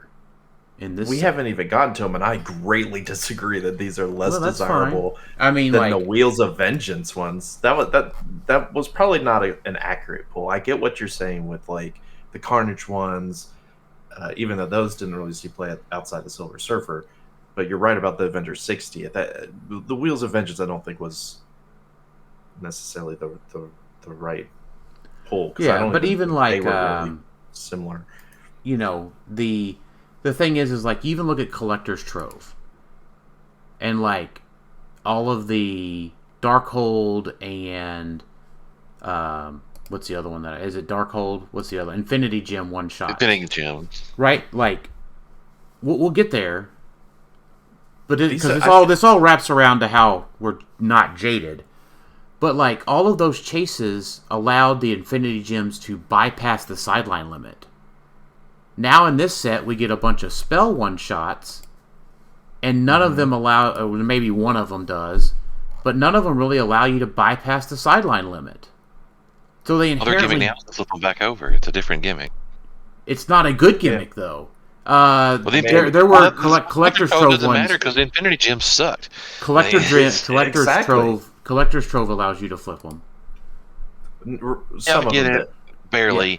But like the Darkhold ones were good. The Infinity Gem ones sucked, other than the Mind Gem. Yeah, the spell ones are vastly superior to the gem one shots. Yeah, but they're not any better. They're not as good as the Darkhold ones. In some aspects, I guess the Darkhold ones limited you to just the Darkhold ones, right? You couldn't play Fortify, Resolve the Green. You can't play any of those. So I would argue they were more limiting, because as good as the Darkhold ones were, they were also a little niche now, because you want all of those life-saving one, stop click type one shots. I honestly think the example of Collector's Trove is what this set feels like most when it comes to chases, because they are all spell similar, which is kind of what the Collector's Trove one were. Like I think these relate most to those, because they're similar characters too. But I mean, we'll get to them. We're not that far. Oh man, we're jumping the gun. We got to finish these super rares. Yeah, I mean, I get it. So now Doctor Strange, non-prime. Isn't that great? Not that great, no. I mean, he plays around with the astral figures a lot. Move actions given to friendly characters with astral in their name, or the ghost realm keyword don't count against your action total. And then he allows you to he generates the astral figures when he succeeds on leadership or shape change. But they have to come from your sideline. Now, if they're KO'd, they go to your sideline. They're still scored, but they go to your sideline. So it's not as if he's going to fill the whole sideline with them. You could play one or two, and then when they're KO'd, they go to the sideline. So it's okay. Like, outside of that, though, he doesn't do much, and he's overcosted. Like, he's probably the worst. He's probably the worst super rare in the set. Yeah, hey, I just pulled him tonight. Yeah. He's just a little too overcosted. By a little, I mean a lot, because no one's paying $150 for that, and no one's paying $75 for that, with like only Impervious that could be outwitted. Defend Impervious, but still. But he's got a Prime version, sorta. Yep. Dormammu. So let's see, 75 points. Now this is more like it. These are some more stats that are more like it. All right, 75. There we go. Dormammu has. Dormammu don't get excited. Don't get excited. Yeah, don't get too excited yet. Oh gosh, what am I missing? Oh gosh, this guy sucks, doesn't he? No, he doesn't. I don't think he sucks. Why does he intentionally have a power that intentionally makes him worse? All right, let me read it. So, Dormammu has Safeguard Mystics. When Dormammu KOs an opposing character after resolutions, you may turn down, face down, one-shot spell up. Turn a face down spell one-shot face up. Pause for a sec. That is called the Sorcerer Supreme trait. You will hear that multiple times going forward, It's the same especially when we get to the chases. All right. It's the same on all of them. Yeah. Gotcha. Yeah. When Dormammu starts the game, an opponent generates a Doctor Strange Rat bystander friendly to their force in their starting area. If an opposing character... That has prob, by the way. It's a probbing rat. Yeah. Probbing rat, okay. Mm-hmm. With stealth and super senses, and it's tiny. Mm-hmm. It's a little picture of Doctor Strange and going into a rat. How cute. If an opposing character is named Doctor Strange Rat, modify Dormammu's combat values -1, and Dormammu's combat values can't be positively modified. This guy sucks. His stats are not that good that he needed that to make his point cost come down. Yeah. And then he has a special defense ability, Invincible. At the beginning of your turn, you may generate a blocking terrain marker anywhere on the map. With how good improved movement blocking has become and how relevant it's become, there would have been a time where we would have been all over that to been like, yeah, you can lock somebody in their starting area. I think It's a cool power. I think you still can. I think you still can. I mean, people are preparing for it a little bit better, but I still think that's an incredibly powerful power. That could pair well with Prodegaton, move somebody in some kind of hole, block them in with that, but make them take an action to destroy. Yeah, something like that. But if I can't, but if I can't get a perplex on this guy, or maybe a little bit of enhancement, or a little whoop-de-woo, that sucks. Well, he has good stats that are immediately made mediocre. Yeah. Because of the -1s. Until you kill the rat. Until you can kill the rat, which may or may not be easy to do. I don't know. I don't think it'll be that difficult to kill the rat. It's just you have to build the team. So why is this guy going for $125? Well, one super rare prime. I don't know. It's Dormammu. People like Dormammu. It's just a version of Strange people like. Well, why do you play this guy that's intentionally hamstringing himself on a competitive team? Why are you gonna do that? I think he's okay. I don't think he's as bad as we're saying because he is only 75. That's not terrible. Let's see. I just don't know why. 75 points. Why we needed that? Would I have Dormammu Prime or Colossus Prime for 80 points? I don't know. Is he legal? Because I know you're not playing silver, and he's not legal in silver either. So, if you want to play an illegal figure, go ahead. You know what I'm trying to say. Yeah, choose a modern figure. And I'll agree with you. I don't think this guy's bad. I don't think he's bad. I don't think he's good. I think he's okay. We got Wow Primes in the last set. Now we're like, we got basically. I think what really sells it. How many points is Rogue Prime? 100. How many points is Cable Prime? 60. Yeah, it's better. There you go. Cable would have been the good example. I would agree with Cable 100%. I think it's the generator blocking thing. It remains to be seen how good that'll be.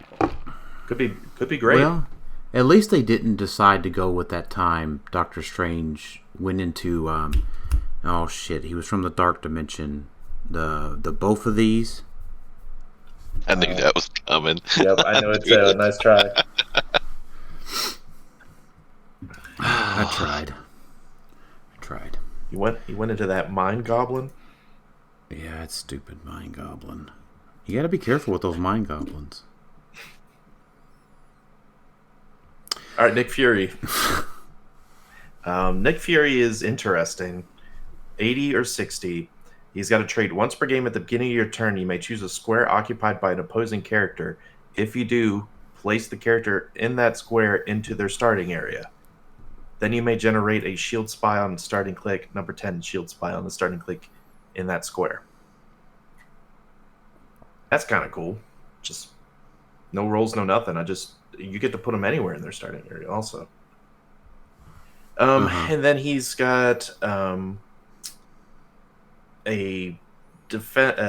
special defense power on click 5 and 8. Super senses when this click is revealed due to damage taken from an opponent's attack. After resolution, place Nick Fury up to 4 squares away from his current square. And then he's got a damage power, leadership, outwit, perplex. When Nick Fury uses any of them, you may choose another character with the spy keyword. If you do, Nick Fury uses that power as if he occupied the chosen character's square. That includes your opponent, because it says another character, not another friendly character.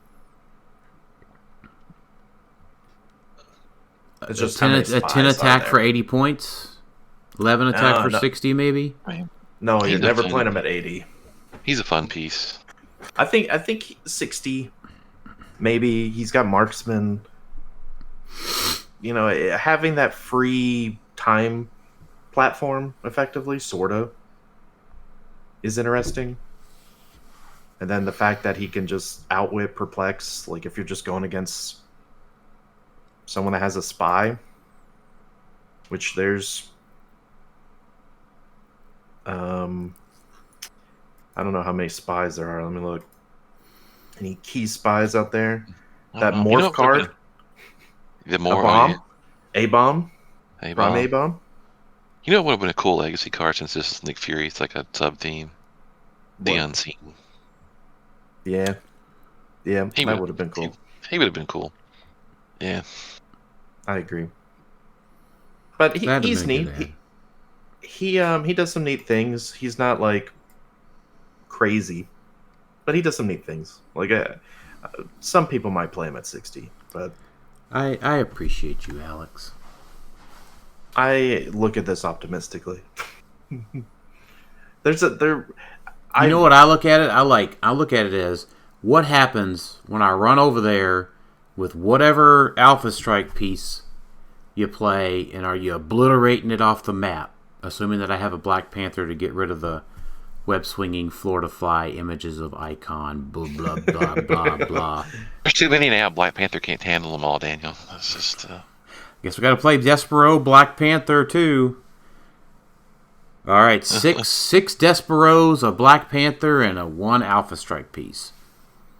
Just playing 6, like life-saving one-shots from now on all the time. That's unique, also.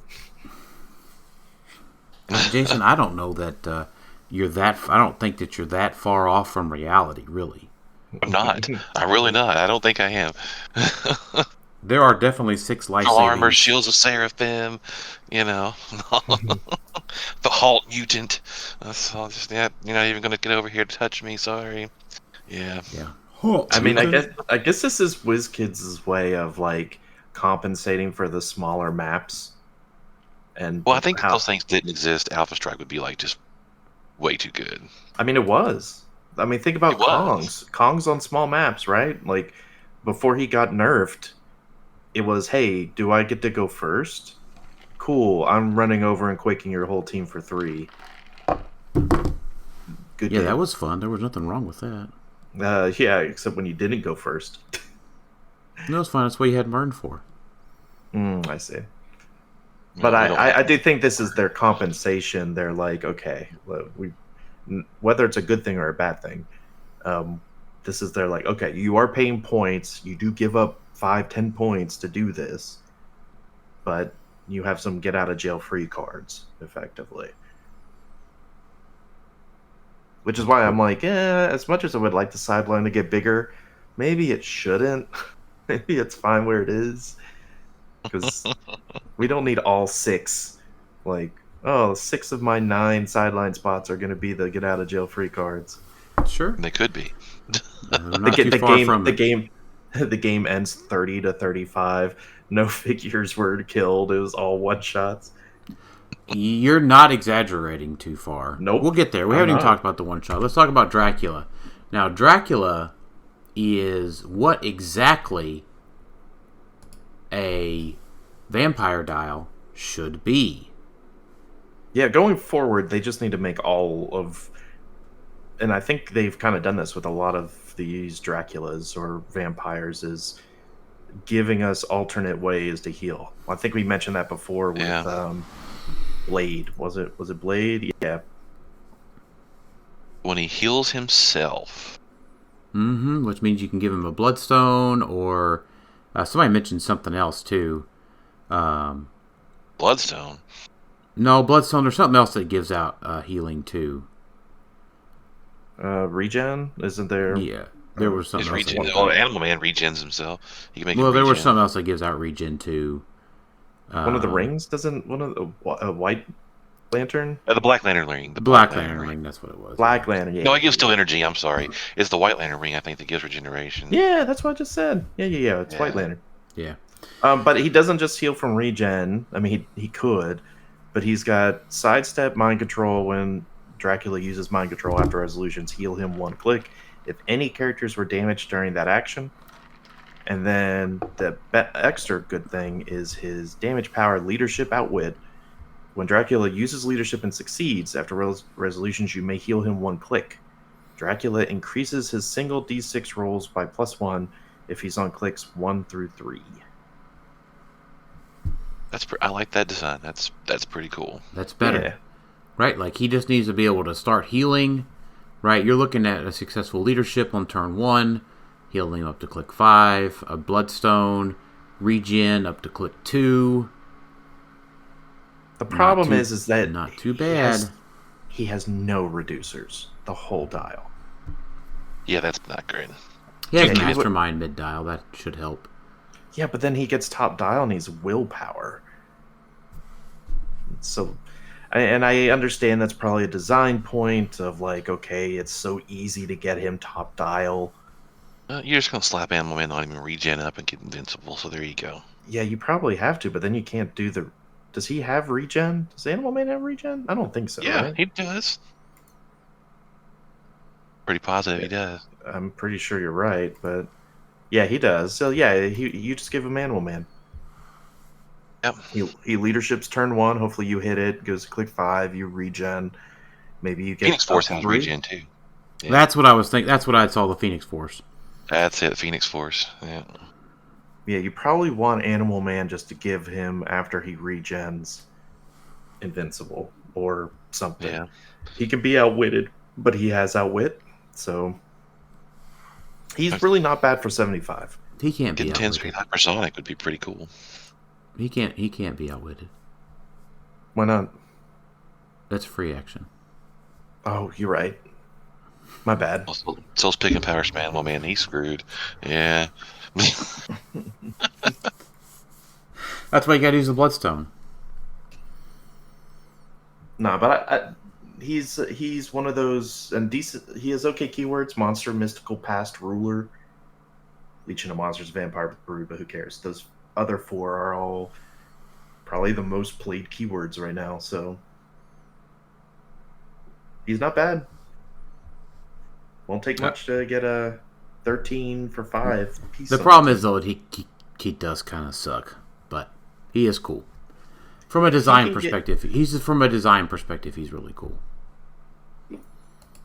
Yeah.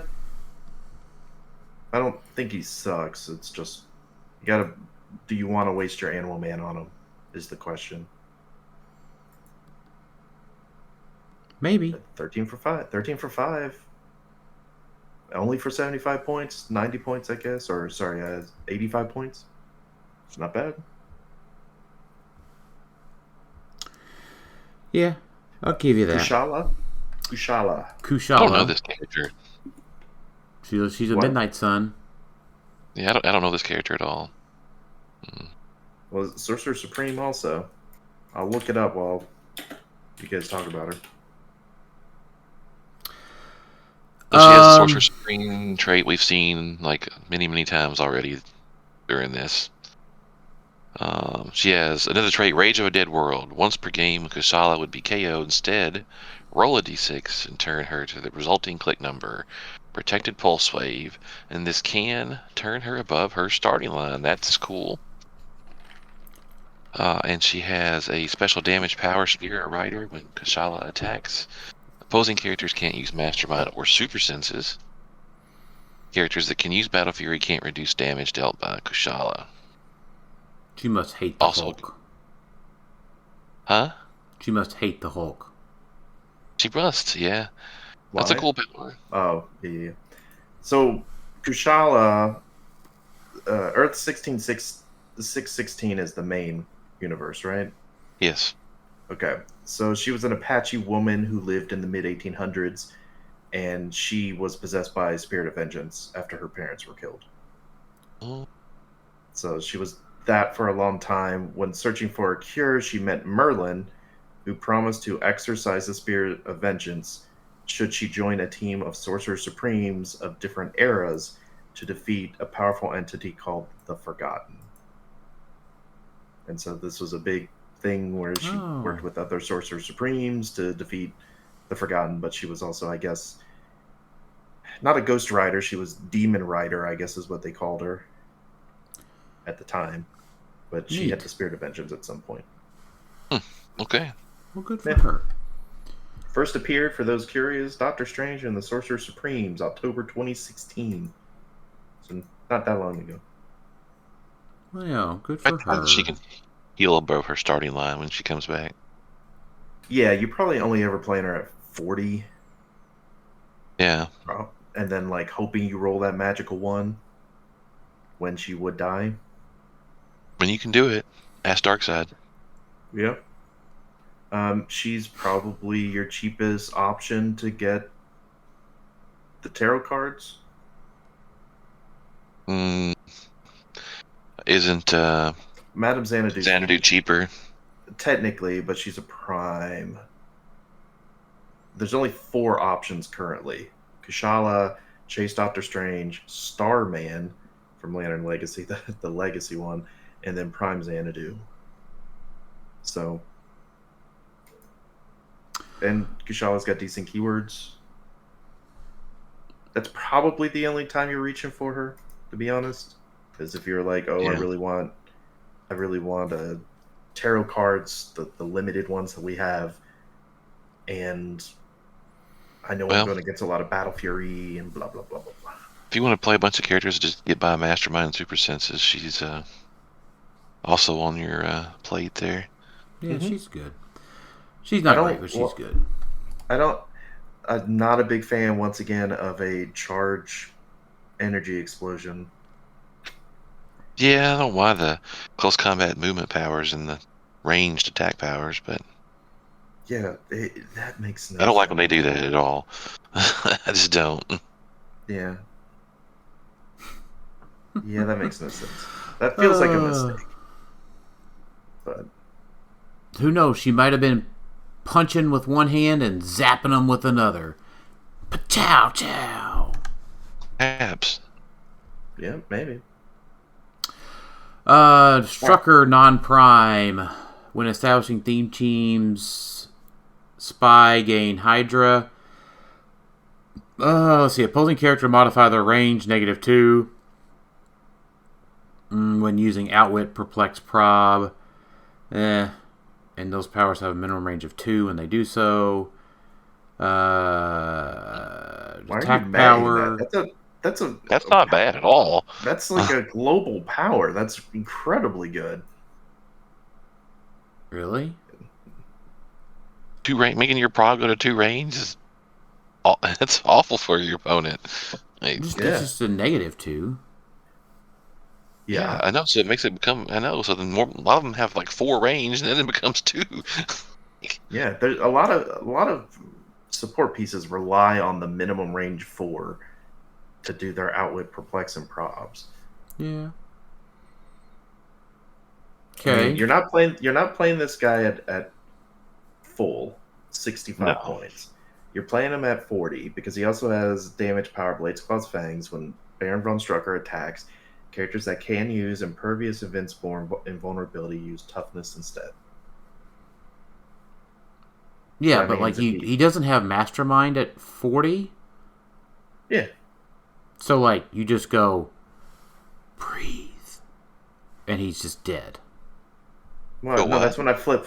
That's when I flip Fortify. Fortify. Mm-hmm. Yeah. Right. Right. Yep. Yeah. This is what I'm gonna do now because we keep doing Duh. the Beetlejuice thing for free actions. This is what I'm gonna do now for anytime it's like, oh, this guy just dies easily. While it's true, I've got like 4 1-shots that might protect him. No, You want to run up there and punch him? Nope. Halt, mutant. You can't do that. So I agree. He's not amazing. Like, you're playing him at 40 just to really use that modify range -2 for outwit, perplex, and prob, and then like maybe he attacks at some point. But I'm in agreement. He's okay. He's not amazing. He's okay. Yeah. I don't know if I can. That's a cool power. I don't know if I can pay him for that. Yeah. Yeah, it's only if you're like wanting to build like a Hydra team, because he does keyword cheat. So if you're trying to put Spy with like Spot or something, because Spot has Hydra, then You Spy maybe. has Spy. Does Spy have Hydra? No, he doesn't. He doesn't Spy have has Spy. So you make him Hydra. Yeah, there might be a Hydra team. This other Strucker's pretty good. Well, let's talk about the other No. Strucker then. Strucker Prime's 35 points. Friendly character with the Hydra keyword have Mystics and Minions of Doom. And then other friendly characters have the Expendable Goon trait. And when they die, the 1 and 2 is remove an action token. The 4, 5, and 6 is generate a character with the Expendable Goon trait on its 15-point starting line adjacent to a friendly character. That generated character gains the Hydra keyword.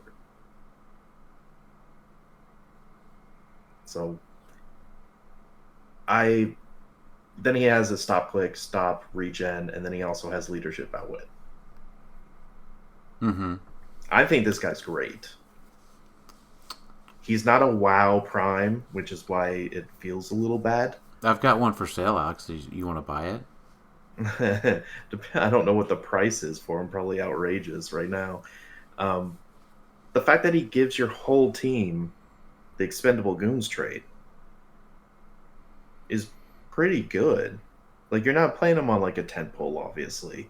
Like, you would play him on a team with a lot of different moving pieces. But the fact that he can make Tri-Sentinels potentially create an Expendable Goon if they die, like, that helps like mitigate the damage a little bit, right? Like, that helps with, oh, I've lost all these points from losing these characters, but I got these goons back that can at least do stuff. And goodness knows we've got enough of them. So I think he's good. I mean, I think he's going to see play. I mean, people are already trying to build with him a little bit. He goes really good with the Imperial Hydra. That's got the legacy card too. Yeah. So I think this is a good Prime. It's not a Rogue Prime, because Rogue Prime just smashes everyone and does a ton of damage. It's a support, interesting Prime, which means it's not going to see a ton of play. I thought smashing stuff was supposed to be fun. I thought that's what we were supposed to do. You just right, but you build the smashy pieces with them. And then when you get smashed instead of smashing them, well, then you bring out a goon that can at least do a little smash. You can have a smashy piece. He takes Spy. He just got Spy team, right? So, like, we said Abomination has Spy. He's smashy. Except A-Bomb's a Prime. He's a Prime. Oh, that's right. God damn it, yeah. But this one has Mystical Past Ruler Spy. So if you're playing it on the Past Venger team, all those little pieces that could die pretty easily, like Quicksilver, Captain America, the little 25-point ones, well, they could die, and you might be either removing an action token or generating a goon. They're taking Mystics every time they kill one. Yeah, exactly. You create a goon that has Mystics. Yeah. I'm just waiting for the invincible piece that says you can play 2 Primes. So, maybe. Yeah. This guy's... It's already happened before. You realize that, right? Yeah, Squadron Supreme. Yeah. Yeah, Squadron Supreme. Alex, Well, I guess if you can't get your bystanders, you can be gooning then. Oh yeah, always gooning. Always got to be gooning. I don't think WizKids understood what they did when they said expendable goon, and I can't believe people haven't played on the gooning thing more. So Hey, there's that would get opportunity around. That would there. get around team names and HC units. Yeah, just goon. Well, there's not any. I don't. Well, if we were Notorious was still legal, maybe, because there is one called Goon. There's one called Goon now. The Is goon there? be gooning. Yeah. He's from Spider-Verse. Ooh, perfect. I got to put him on my team. All right, Magic. I bet she has Blade's Claw's Fangs. Nope. Yep. She's Sorcerer Supreme, Charge, Sidestep, Improve Movement, all the good stuff. Passenger 4, but only to carry characters that share a keyword with Magic. I've never seen that before. Blade's Claw's Fangs, Giant Reach 2, and magic damages an opposing character. After resolutions, you may generate a fire smoke terrain marker at the beginning of your next turn, even if this is lost. Okay, that's the same thing we've seen before. Man, Why do they only make Magic if she's busted or just boring? Yeah. Busted or boring, that's all you get with Magic. You don't get her charge power at 50 points. That sucks. I mean, I wouldn't say. Well, is there another option besides busted or boring? At this point, I think we're saying anything that isn't busted is boring. Well, yeah, it's one or the other, right? Yeah, well, that's what it's like. It's like, man, can they only make them busted or boring? Well, it sounds like there's no other option. Let's make them all busted, and then we'll be happy.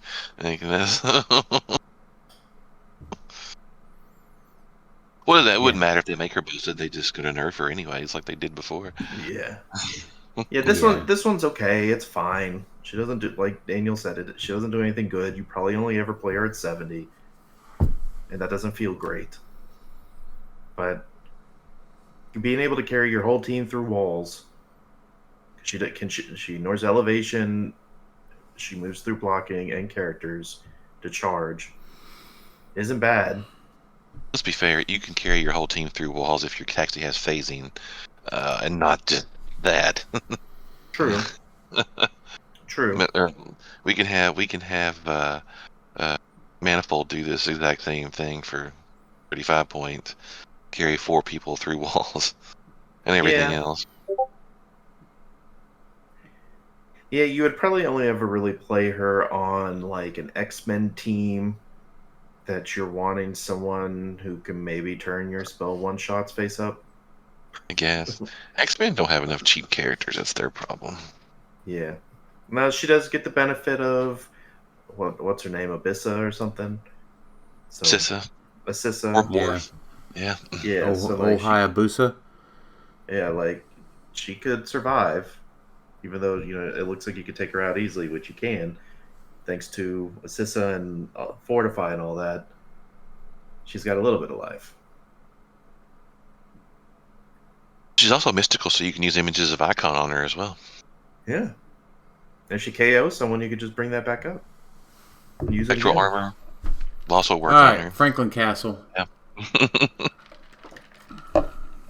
So this guy's a Pog generator of sorts. When Franklin Castle attacks, after resolutions generate a bystander printed on this card. For each 6 in the finalized attack roll, bystanders on this card have max 1. He could charge but don't have speed, so that's not bad. And then he's got a special defense power in the middle of his dial, which isn't great. His bystanders are really good. You got Daredevil, which is a flurry 10 for 2 empower piece. Capwolf is a sidestepping blades exploit. And Black Widow is a poison RCE piece. So those are all both fine. Avengers. Yeah. Yeah, and he's an Avenger, Legion of Well, Monsters. Daredevil is too, yeah. Brute, Monster, Soldier. So he's alright. It's just you got to count on rolling a 6. And you could potentially bring 2 out if you crit.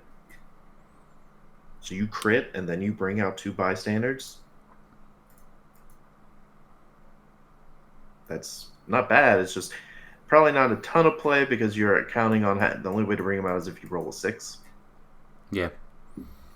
So probably a little too risky, but probably someone fun to play in maybe a lighter event. But it's not a 6 on any roll that he does. So if he had, like, when he rolls his willpower or blaze, he could have popped him out too. Yeah, that would have been sweet. That'd have been way better. All right.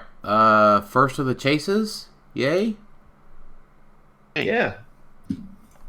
Nico Minoru. All right. Always popular. Yeah. She is. She is always popular. I'll give you that. No, sorry. This is the one you were talking about, Dan. There you During go. force construction, you may add up to 3 spell one-shots to your sideline without paying their cost. These one-shots don't count against your sideline limit. Do they all do that? When a friendly one-shot is turned face down, after resolutions, remove all action tokens from Nico Minoru, and she can use Perplex until the end of your next turn. And the cool thing is that you're not limited like the other It's one. just those. Yeah. Yeah. You can play other one-shots. Although she does cost 20 points more than Scarlet Witch. Yeah, but I think she's fine at 50. Yeah, she's fine. So she She's gives you... power. Yeah, so she has TK on her dial. She's got a special damage power, Outwit. When Nico Minoru uses it after resolution, she may knock back the target. That's cool. And then a trait, Leadership. Free once per game. Choose a standard power. Nico Minoru can use that power this game. That's all fine. Like, sure. Like, it's not spectacular wow, I guess, because she doesn't have a power that Am does I just amazing really things. gonna just continue to hate all these one shots when we get them when we get to them? Yeah, Yeah. you're gonna hate any one shot that isn't an attacky one shot. Nico's All right, fine. Lord of Vampires. This fella's $100 and some right now. Can he heal himself above his own starting line?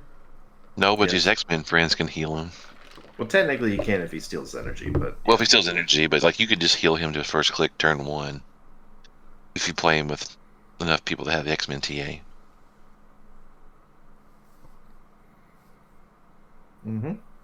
So, or wild cards, perhaps. That can So do are it. we saying that we need to be playing the Bloodstone now? Like it's a must play? Not that. I mean we've been saying that for a little bit. For a while we were. He still has his problems. I mean, he's totally outwittable. And good teams wouldn't be relying on just X-Men to heal. Because Bloodstone doesn't stop all healing. Right? I'm not It thinking of that reduces wrong. by 1. Yeah. Yeah, so like a team with Wolverine would be prepared to have support. Or something, right? Or is it just X-Men? No, TA that support heals can't them? heal him above his starting line. Support can't heal him above his starting line. It has to You're be right, you're right. Kill Energy or the X-Men TA. I see. What was it that people were going to do then? Was it White Lantern? I don't know, maybe. No.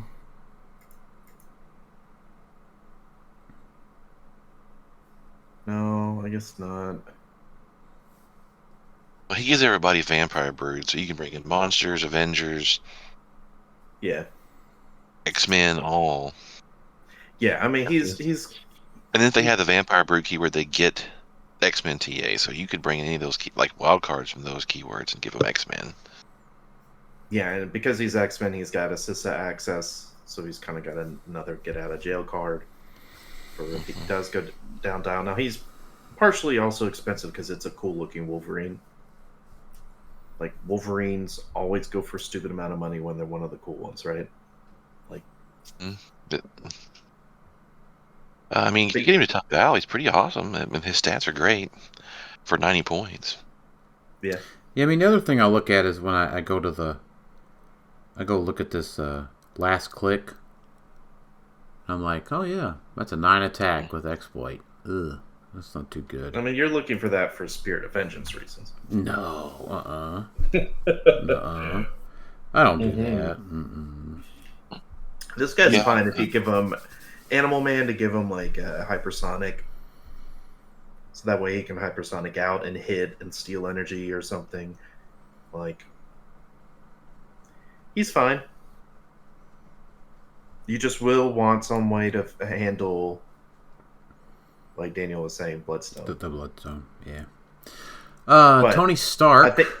I do ahead. want to say I do think he's very playable, and you can see already a lot of teams are already building with him. Like 95 as of November, which doesn't sound like much, but most of these other ones have only been scratching like, and that have only been scratching like 10, 20, and this is with states not having this set legal. So yeah, he's pretty awesome. I'm excited to try to play him at some point. Yeah. Tony Stark, Definitely. Sorcerer Supreme. He gets the Sorcerer Supreme trait, and then knockback. And then when Sorcerer Supreme, Tony Stark, Sorcerer Supreme attacks, and an opposing character within range line of fire rolls a 6 on a single D6 roll after resolutions, deal that character 3 penetrating damage. So now we're punishing Wonder Womans and shape changes and all kinds of stuff. Yeah. Yeah. I'm not opposed to that. I like no, that it's got to be during attack, Jason. Oh, is it? Okay. Yeah. That's interesting because if he's attacking, if he comes up to you and he's attacking multiple characters, you have to really consider if you want to even roll shape change. Because if you roll shape change and hit that 6, he still gets to choose someone else and attack someone else, and he deals your shape change person 3 pen. Yeah. Does he deal him 3 pen on the shape change? Because he's not attacking until after they roll the shape change, is he? I know, but when he attacks, if he has another target. Yeah. Right. When he attacks, if an opposing character within range and line of fire, so it isn't the person you targeted, as if an opposing character within range and line of fire rolls a 6 on a single D6 roll. So you attack, you target someone, they roll a 6. The damage thing happens after resolution. So you then choose another target, try to attack.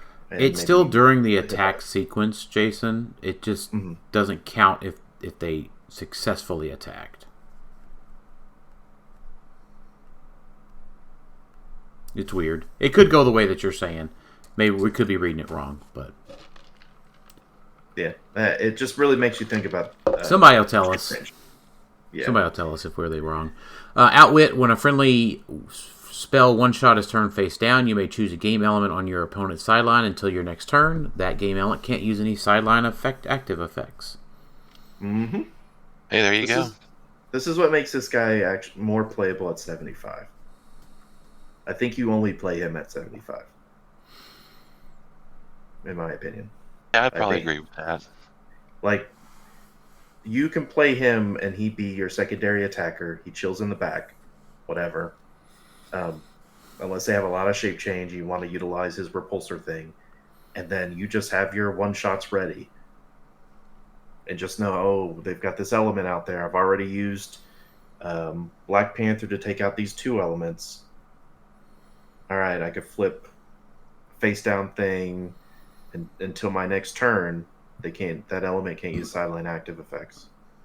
So it's good for the offensive because you can use a gem or something, right, to when he's attacking or on your turn. There are one-shots you could use on your turn.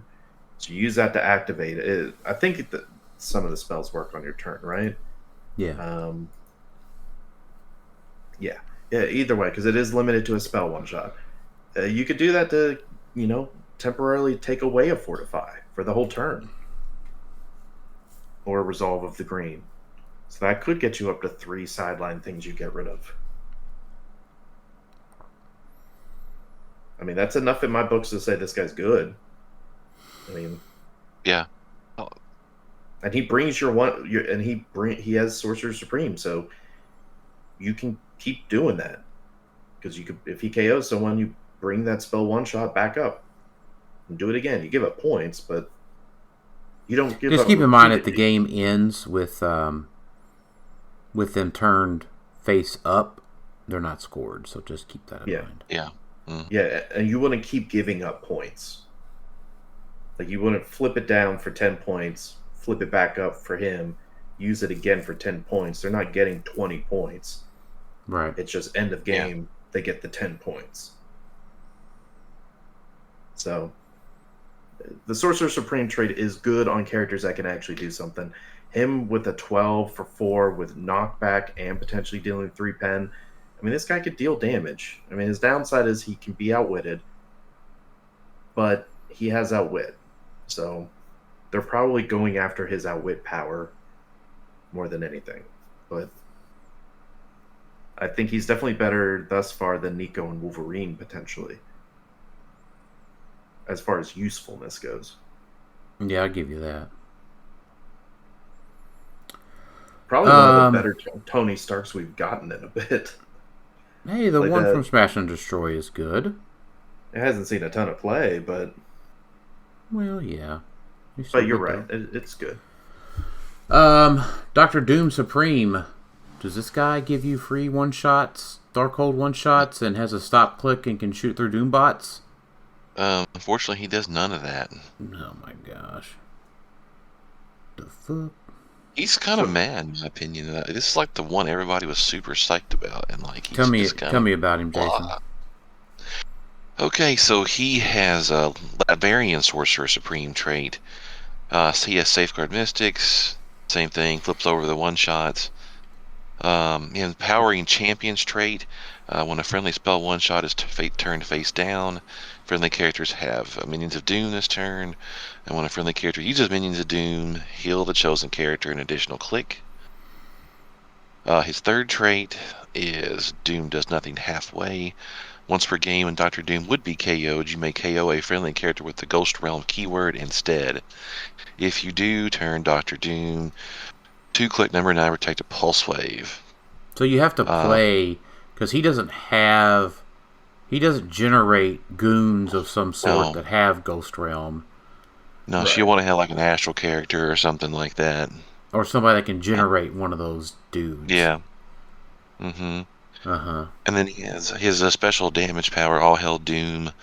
On his first 4, his Outwit Shape Change and opposing effects can't generate terrain markers. So he gets to come back to click number 9, potentially. He doesn't heal or anything.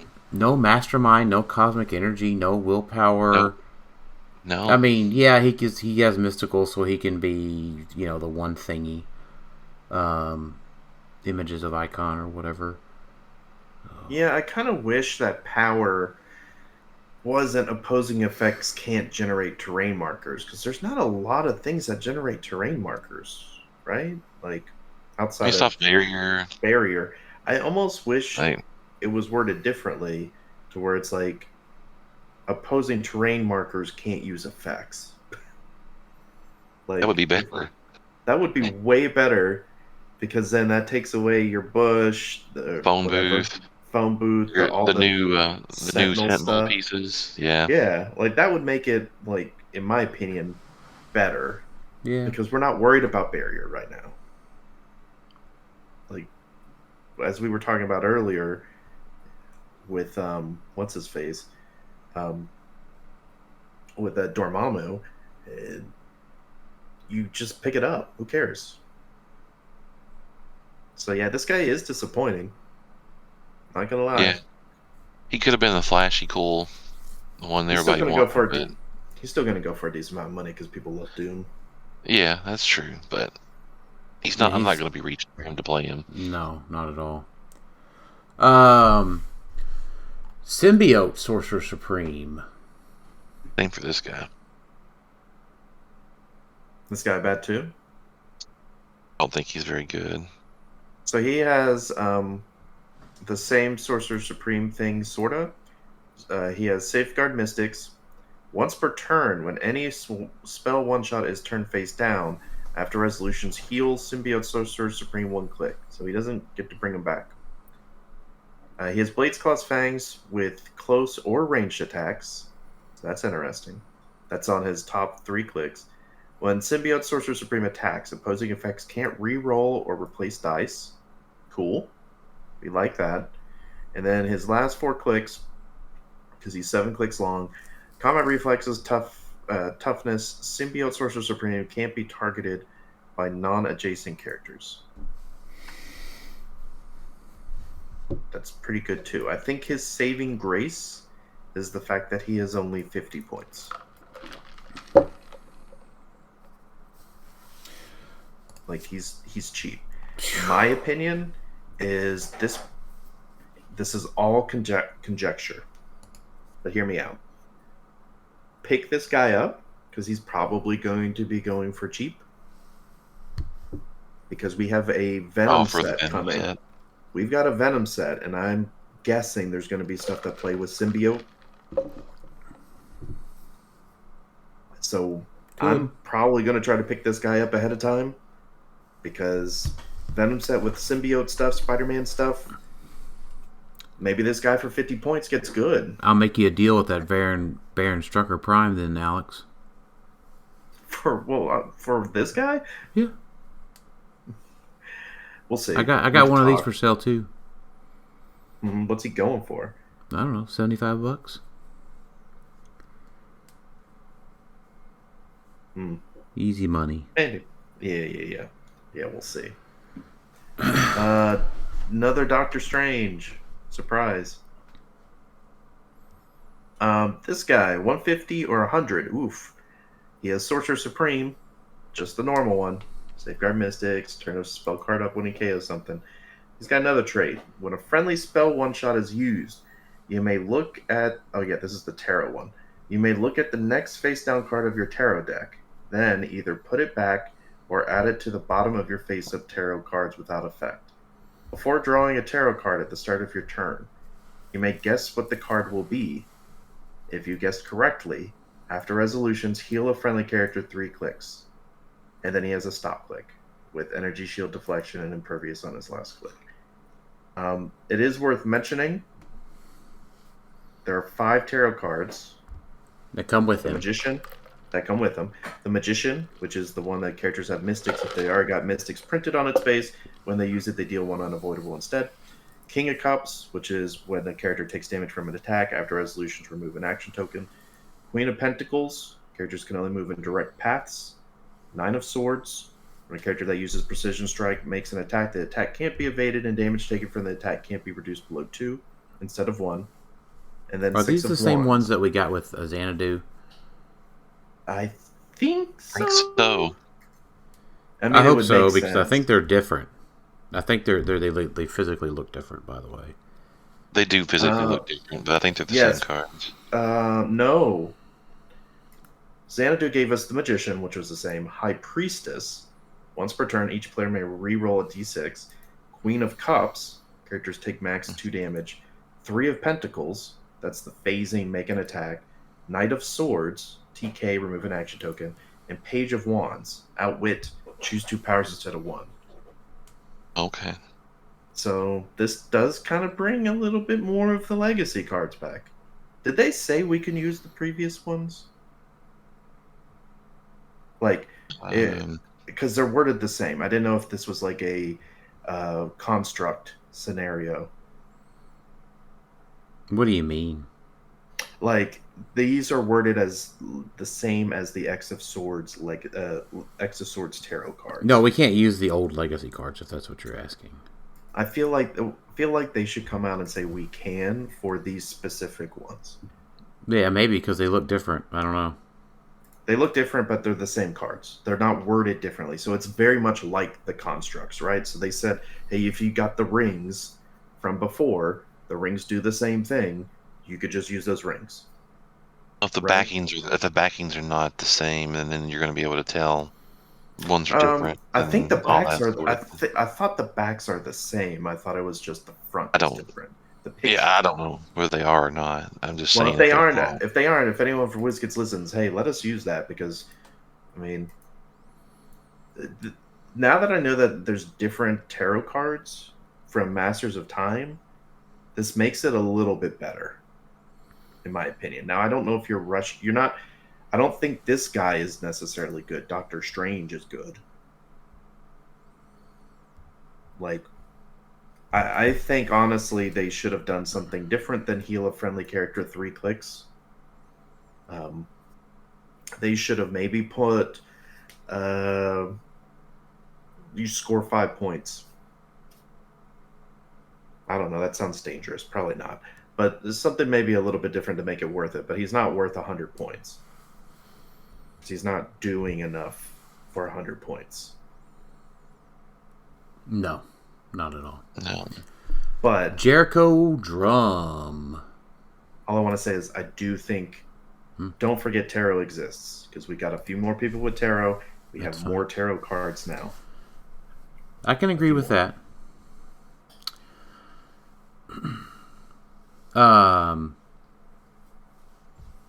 Jericho Drum.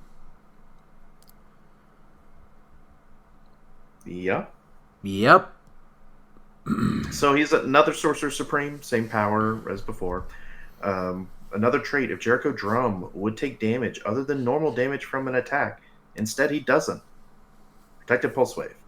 Then it says attacks from characters not using an instead of normal damage effect deal normal damage, even if that damage is penetrating or unavoidable.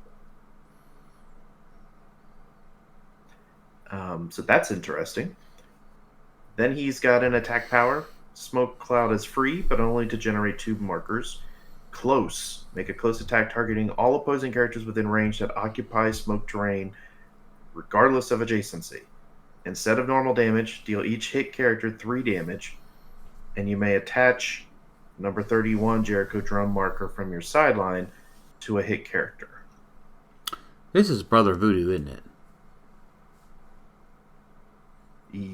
Yeah, basically, Yeah. right? Yeah, This is I believe so. Same thing that Brother Voodoo has or whatever. There might be some Yeah, nuance there yeah. that I'm missing, but this is... He has a brother, and I forget each one of them name, but I think this is Brother Voodoo. Yeah. This may not be exactly Brother Voodoo, but like it's in the Brother Voodoo family. Yeah, look it up real quick. There's only 2 of them. I mean, there's... Jericho Drum is the champion of Supernatural who communes with the dead as Brother Voodoo. So he is okay. Brother. Yeah. He is Brother Voodoo. It's just in this instance because he's Sorcerer Supreme, he probably goes as Jericho Drum Sorcerer Supreme. Well, Yeah. guys, it took until the last piece of the set. No, wait, no. What? I'm not. Huh? I'm not done with talking about Jericho Drum. We didn't talk anything about him. This guy's Oh. good. Oh, he is? Yeah. Like, Talk you to me. Not think so? Okay, so I think the key thing is the wording on his attack power is interesting. Close. Make a close attack targeting all opposing characters within range that occupy smoke terrain, regardless of adjacency. Does not say occupy his smoke terrain markers. So technically, if you had someone else that could create smoke markers and created more than just 2 markers, he could attack anyone within smoke within 5 and deal them 3 damage. Right? Pretty cool. Like, Like, that's... yeah, like debris or something like that does. She makes smoke. Well, it'd have to be... Oh, debris. Yeah. I was thinking, like, no, debris markers aren't smoke, Jason. No, like the character. Yeah. From Smash and Destroy. Yeah. Yeah, like, I don't know how many are out there that do free smoke cloud. Like, there's probably a scarecrow somewhere. But that's something to note. Like, I'm not looking at 100 points. I'm looking at 50. And just thinking, okay, like, he can only be KO'd by damage from an attack. So he can't be infinated. Right? Yeah. Mm-hmm. Like, there's a lot of infinaut. So that's cool. If he KOs someone, you turn a spell shot up. He's got all of that. Like, I don't mind that. He'd be a 12 attack because he's got Avengers. If you've got someone who has Smoke Cloud for free, and he does his 2 Smoke Cloud, the other person does 5, and you get all 6 people or 7 people or whatever, he could technically be hitting each of them for 3 damage, kind of like Infinite, but not. It wouldn't be penetrating. So I don't mind that for 50 points. I think that's neat. And that's a cool power to include or try to build around. Yeah, I like his Untouched by Flame trait. That's pretty cool too. Yeah. No poison, no infinites, no lots of other things I can't think of right now, I'm sure. Poison is not damage from I said attack. poison. said he doesn't take damage from poison. Oh, okay. Yeah.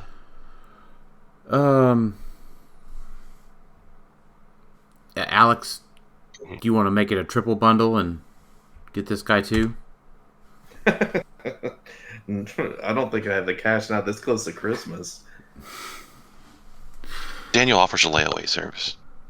Yeah. I don't know he doesn't. Well, yeah, I do. I'll take a payment plan just from you. Mm-hmm. No one else. Loki Sorcerer Supreme is who we're talking about. Finally. Daniel's favorite figure from the set. Whew. That's the only figure in the set, really. At this point. Golly. This is some, I don't know, like, this is wore me out. Like. Having to sit here and listen to other figures? Yeah, just some bullshit. Like. I think it's been fine.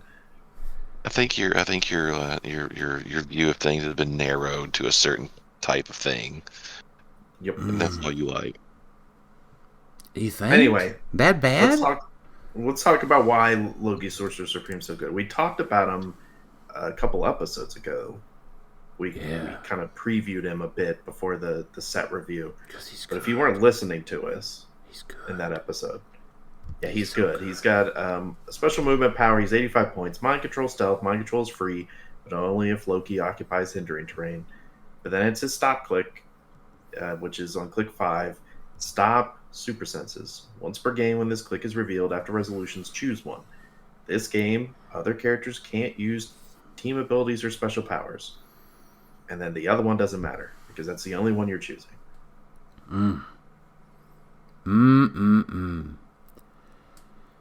So, we think about this. There's a ton of different things out there that can self-damage, right? You know, from one-shots to Snake Pit to Beetlejuice to the terrain, the elevated terrain. It's going to be super easy to get this Loki to click 5. And then you can just use an herb and heal him back up. Totally fine. Not even Support consequential. him, right? Yeah, support Bloodstone and this guy. Get some you probably wouldn't want to give him a free destroyer, but you could give him a free destroyer. Yeah. So, what all can't use team abilities? Loki still can, but other characters can't use team abilities or special powers. Beetlejuice no longer has shape change or prob.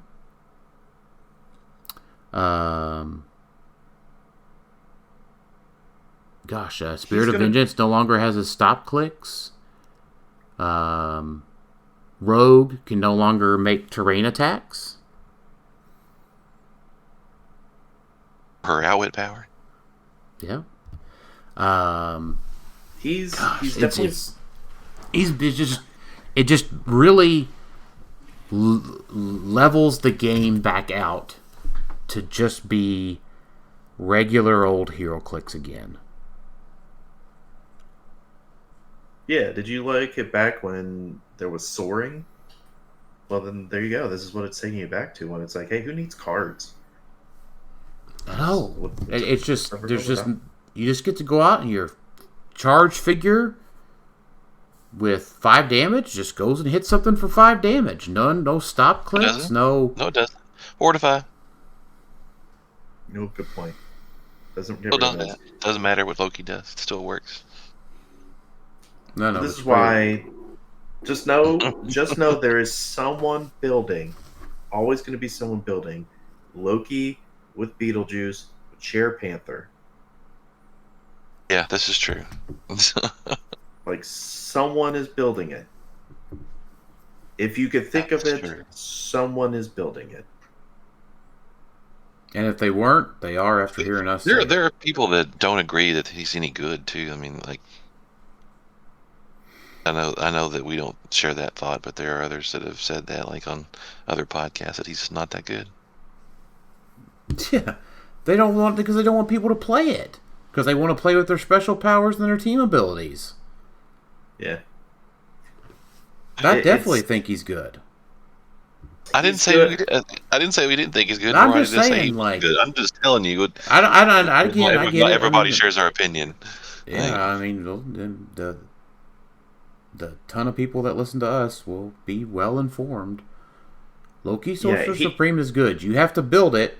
Maybe I would say this. Maybe I'm not smart enough at the moment to tell you what team build to build.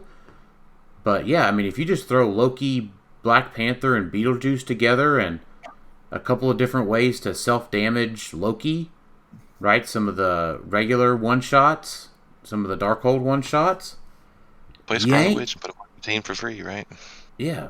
Playing with, like, here's what I'm thinking. Loki, Scarlet Witch, Gauntlet Loki, Black Panther, and Chase Gauntlet. Did I say Chase? And Beetlejuice on the sideline. So, you're blocking their stuff. You're turning off their powers. You play some terrain. You TK it underneath of him. You play a snake pit. You damage him. Turn 2, you're pretty reliably turning off their special powers. Turning off their team abilities. Mm-hmm. It's not so crazy to think about. It's hard to build with, though. It's not straightforward. No, definitely not. So we've said this before. It's something I'll repeat. This character, we definitely don't need to be sleeping on it, because it's not a character that's really good for the game. It really isn't. Beetlejuice isn't a good, definitely not a good character for the game. You can argue whether Chair Panther is, but it kind of is just because of one shot. So it's kind of a paradox because they both need each other. But Loki here, the problem with him, in my opinion, is the fact that the duration of his power is this game. So it's not like Black Panther that you could go up and just KO him and you get your sideline back. It's not like Beetlejuice where you go and KO him and it's over. I believe when I looked it up, the duration of this game, it doesn't matter if it's lost or not. So if Loki's gone, it's still there. Mm-hmm. So it's something... Very specific way to get around it, like we said before, right? Yeah. With Nth Metal Outwit, not kill him. It's not easy to do. Yeah, not likely happening. So, not saying they need to do anything preventive. The situation I'm foreseeing and worrying about is that this guy is going to be not played for a little bit because it's not legal for states, right? And so we're rolling into Champion Clix or something this spring, and people got this cool tech with them. We don't know till it's too late. Which is exactly why this set should have been legal for states. January states, yes. This set released 2 days ago on Wednesday, December 10th. It should be legal Wednesday, December 17th for all events after that point. Plain and simple.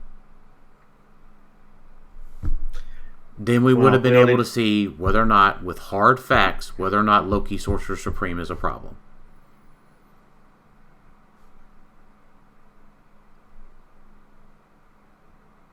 Yeah. He probably will get in my opinion, will get an errata down the road fixing this game part. Rewording it some way. Because that's too powerful. Too powerful for what he does and how easy it is to activate him. But either way, they just remove this game and that's it. And that's just it fixed. Well, you could give it until your next turn or something. As long as Loki's on the board or whatever. Yeah. You could word it in a way where while Loki's on the map. Yeah, while Loki is on the map.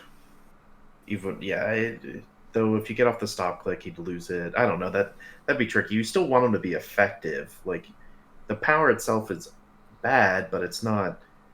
My problem with the power is that it's just infinite. Like, once it pops out, it's there.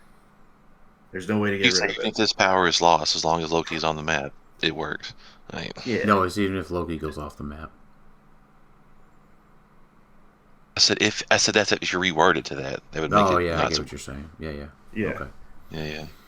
So, hopefully they do something about that sooner rather than later, but they probably won't until there's data. Well, the problem is that we're not getting, 50 data points. It doesn't matter if we have data points. It doesn't mean they're going to do anything. I don't disagree with that either, but I mean, at least if there were data points, there would be a chance to do something about it. There would be Perhaps, data. but Beetlejuice is still here, so Yeah. yeah. But Beetlejuice at 100 points on the main force is fine, Jason. Whenever you see a main force Beetlejuice, that is exactly how he's intended to be played. That is that is a fairly pointed piece, according to WizKids. I feel like we are saying that main force Beetlejuice is fine is because we're trying to negotiate, and that is the middle ground we're willing to come to. Of like, we need the sideline active Beetlejuice to be gone. No, I want him. I want him to be gone. If he's either in or he's out. No. What I'm saying is yes, we would like him completely gone.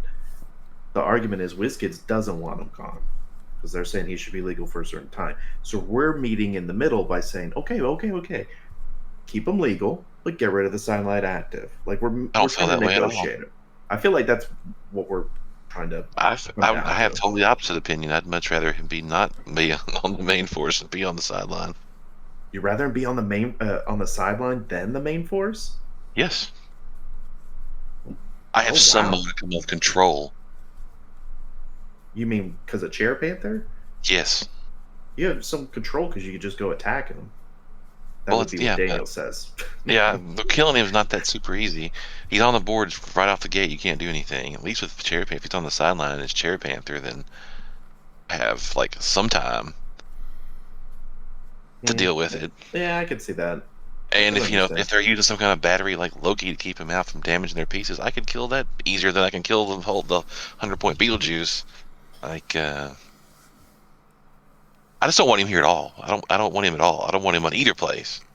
Yeah, I was going to choose. That's the way I'd do it. Yeah, I still think getting rid of the sideline active is better for the game because everyone and their grandma's got him on the sideline. I know. You know what I would prefer? For the game, you know what I prefer? You know what I prefer? Here's my preference: no Beetlejuice, no Loki, Sorcerer Supreme, no one shots.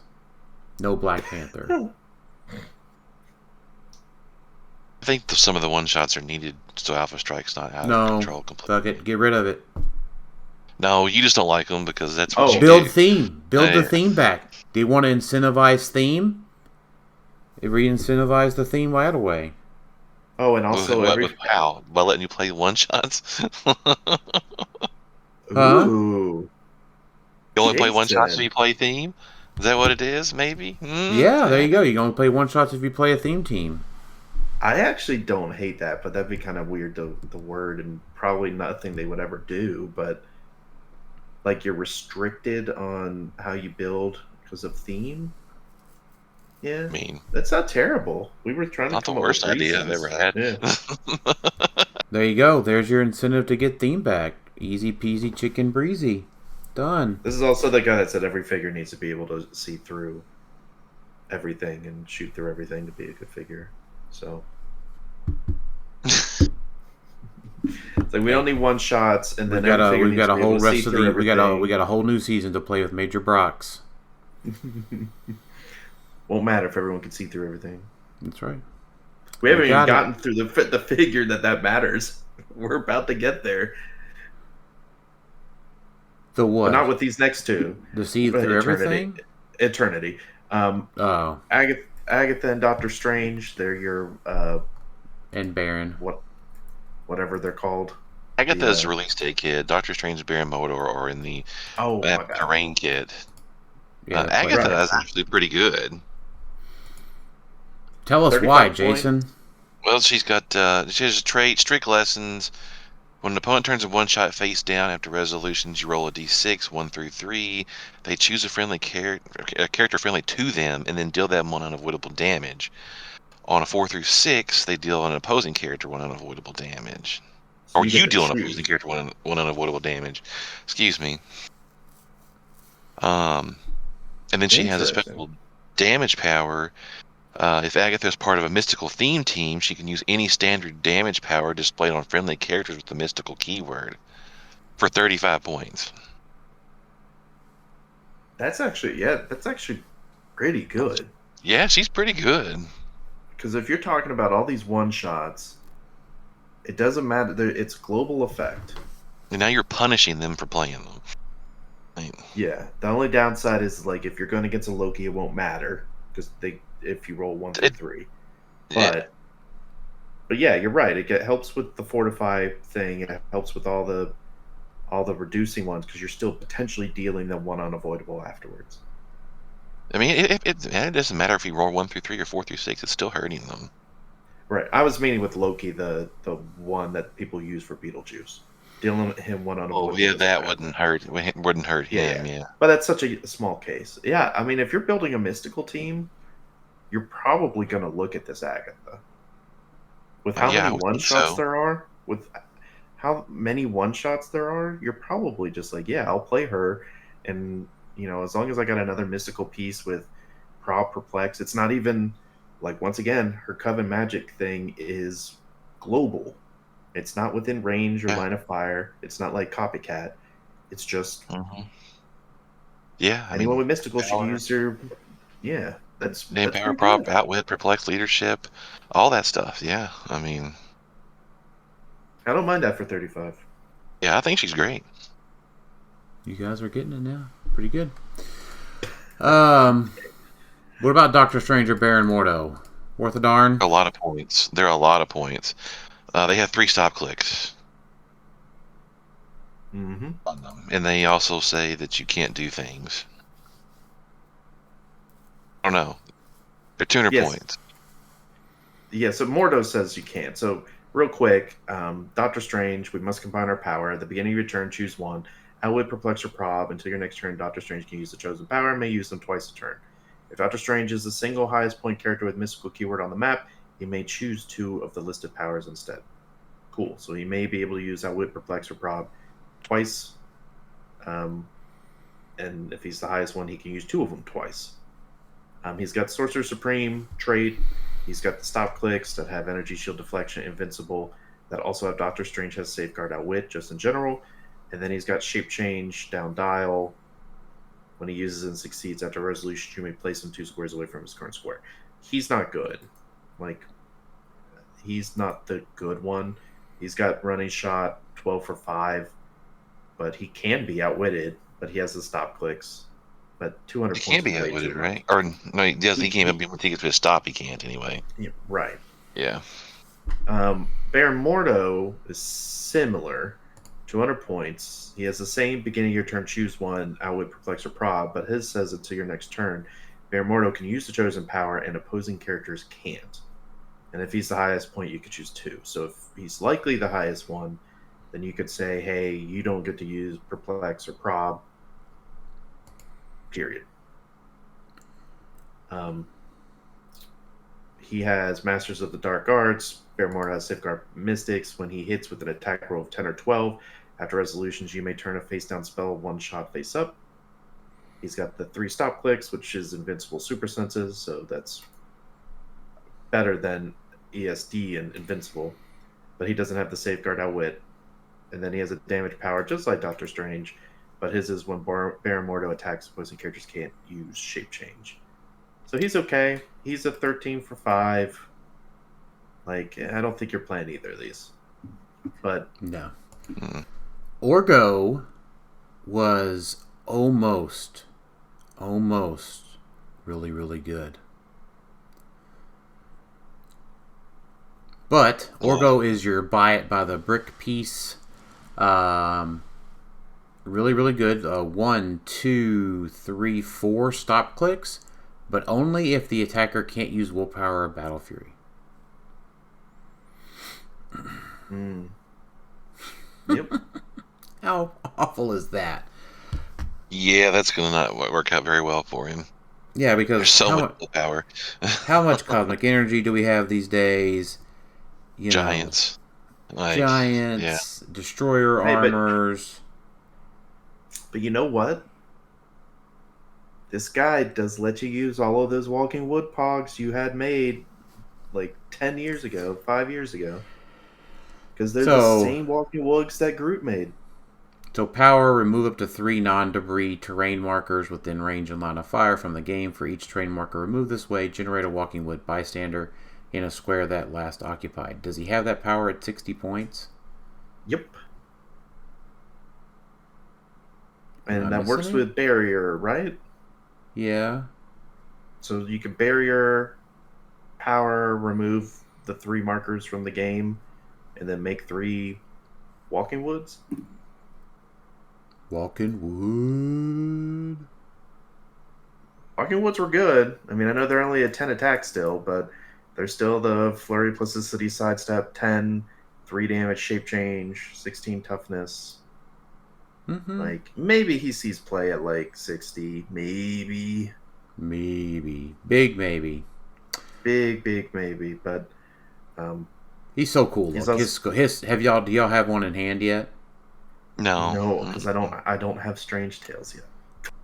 He is awesome. He is worth the pickup just for the sculpt. He also has Invincible and Shape Change on his 60-point click. So he's good. I think he's fine. You only probably play him at 60 because you only have that walking wood power at 60. Like at 100, he starts with mind control instead of that power. So 60 points feels like it would be fine. I don't mind that because I do think walking woods are still pretty good. So walking. Is he hefty? Is he a big chunky figure? Yeah, he's chunky. Yeah. He looks like the Kool-Aid Man. Nice. Mm-hmm. Yeah, he's neat. He's really good. He's really cool looking, I should say. Not really good, but really cool looking. All right, Legacy. Legacy. Bats. Is this the same thing? No, Pretty Bats much the same is good, thing, right? Bats is great. Bats is really good. 25 points, free once per game for all characters with this trait. If a friendly character named Doctor Strange took damage since your last turn, until your next turn, Bats modifies his combat values +2, has Giant, and can use Charge and Blaze Claw's Fangs. So that's cool. And then Super Senses, free, choose an adjacent friendly character with the mystical keyword. The chosen character can use Super Senses until your next turn. 25 points, you give someone Super Senses, and you have Enhancement. And he's tiny. So you can just pack him around. Yeah. Neat. Yeah. Nothing game breaking, just neat. Yeah. Then we got a Legacy Doctor Strange from old Secret Doctor Invasion. Secret Invasion, Doctor Strange. Yeah. Mm-hmm. He used to have the old Wand of Watun power. He could like +2 perplex. And he was the first character that had he had improved targeting, but it wasn't improved targeting. Yeah, so he's not very good. 95 points. Starts with Prob and RCE, but no move and attack because they didn't have that back then. Free trade. Free they had move and attack back then. No, they didn't. Free once per game. Generate a character with the Ghost Realm keyword of 15 points or less on its starting click into any square within range. Lines of Fire, Doctor Strange draws to opposing characters adjacent to a friendly character with the Ghost Realm keyword. Can't be blocked. He has a neat running shot, Alex. He just gets TK'd out. He can shoot the whole map as long as Beetlejuice parks next to whoever it is. I think it was really... I don't see it... They didn't need to put the limit on once per game. They really didn't. This guy would be playable at 95 without that. Free generated character, because you're generating someone who gives up points. So it's not as if you're giving... Like, if you weren't generating someone that was free and like didn't give up points, and I would see once per game. But otherwise, just let this guy keep making the astral pogs, because your opponent's just going to keep shooting them and they die, and you score 15 points, right? Like, that would have made this guy a little bit more playable. Of I'll have this guy make a bunch of little astral forms. Yeah, because his stats really suck. Down dial. Yeah. Yeah. He was great back in the day, but his dial stats just don't hold up at all today. Nope. Princess Veronica. She sucks. Ancient One. Wait, no, before that, just keep in mind when establishing teams friendly characters with the spy keyword gain scrolls. This game, those characters have the scroll TA. There are instances where you really want the scroll TA, right? Weren't they trying to build that at some point? Not for paying 40 points for it. Fair enough. I tried. Ancient One. Ancient One, cool. She is from ASM. He is from ASM. He's one of the dude one. Yow. That's what it says on the card. Real name Yow. Yeah, no, we weren't telling you about him. He has the Sorcerer Supreme. He sucks. He has the Sorcerer Supreme trait everybody else has. He's got special attack power, mentor and protector, telekinesis, power, choose an adjacent friendly character with the mystical keyword of 50 points or less, and that character can use the Sorcerer Supreme trait this turn. This will be the part Daniel likes. His damage powers, probability control, and shape change. When Ancient One hit characters can't use standard powers not displayed on their dial until your next turn. Why do I care about power that? Eraser. He's got a power eraser. And he's got a 10 range, technically, so even if he doesn't have a move and attack. Yeah. Now, he doesn't see through blocking, but he sees through elevated. And characters. Yep. So if you put him on the right... power racing. So, no, we like power racing. It's just... But they still get the standard powers displayed on their dial. Right, but if they have special powers that are giving them, whatever, they don't get to use that. Or they're getting it from a trait, they don't get to use that. It's fair. Or equipment. From an equipment, they don't get to use that. Right. And he only has to hit. He really needs like either a move and attack or like energy explosion or something to be able to target multiple. Because he does say when he hit characters can't use. So there is the option for him to somehow hit multiple people. Precision Strike would have been nice too. Yeah, but he has 1 damage whole dial. He's only 35 points, and he's got Mystical and Past. 10 range prob. He has 10 range prob that sees through characters and elevated, dude. This guy's pretty good. He's going to be one of those legacy characters people don't think about. Because he's not... He has 35 points. Yeah, I don't mind pretty that. Cheap. Yeah. And an 11 attack. Like, that's not bad. Especially not for an older piece. I mean, ASM wasn't that old, but still. It's 11 years old. It's pretty old. I guess I'm thinking it wasn't the it was still an Oreo base. It was the old cards. I mean, it's back there. True. He's good. I like him a lot. Yeah, he's not bad. I'll give you that. He's not bad. Shaman from Invincible Iron Man. He was really good back in the day. Can't believe his name is Michael Two Young Men. Like that's his.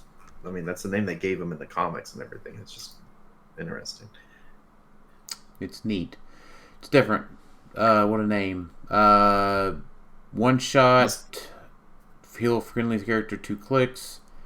Phasing.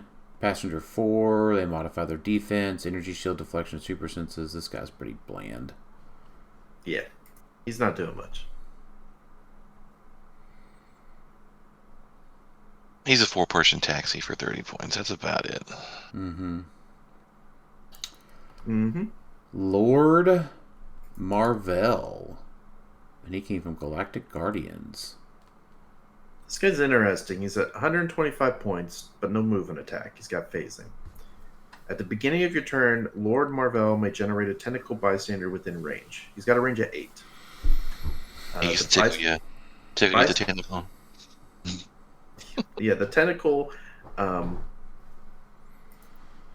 is a 10 attack, got Quake and Giant Reach 3, and Empower and Plasticity.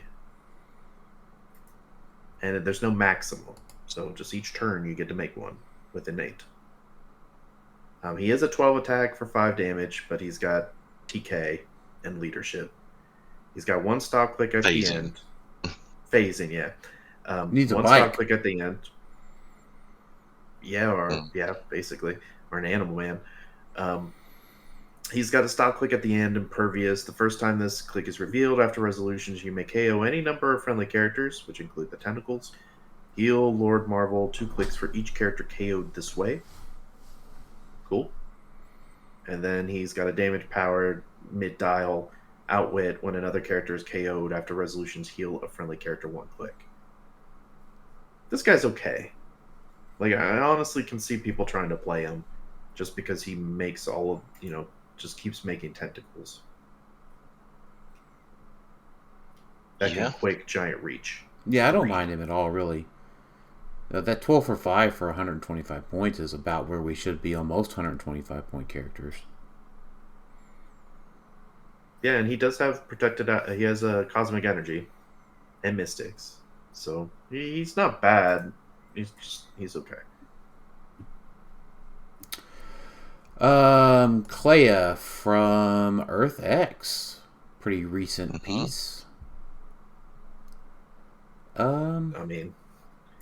Yeah, bleh. She can make smoke, right? That's about it. Pretty bland. You want to say recent was 6 years ago. Look, we had a pandemic in the middle of all that. The world basically. is a different place. She's okay. She's got Sorcerer Supreme, Trade, and then when a friendly spell one-shot is turned face down, after resolutions generate a smoke terrain marker within range, and friendly characters can use stealth until your next turn. So, like, that could work with Jericho Drum. His whole... Was it Jericho? Yeah. And those smoke markers just stay there, right? I mean, they don't go away. Yeah.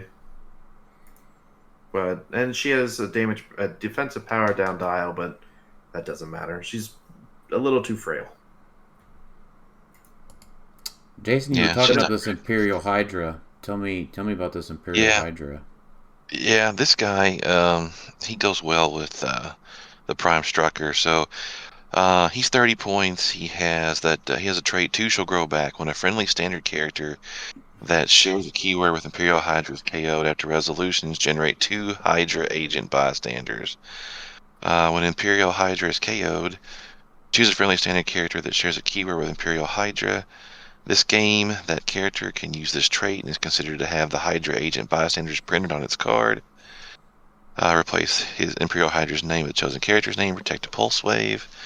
So he gets to spit out little Hydra agent pogs that are a running shot pulse wave RCE and have the Hydra TA, and then they would get to have Mystic TA from Strucker.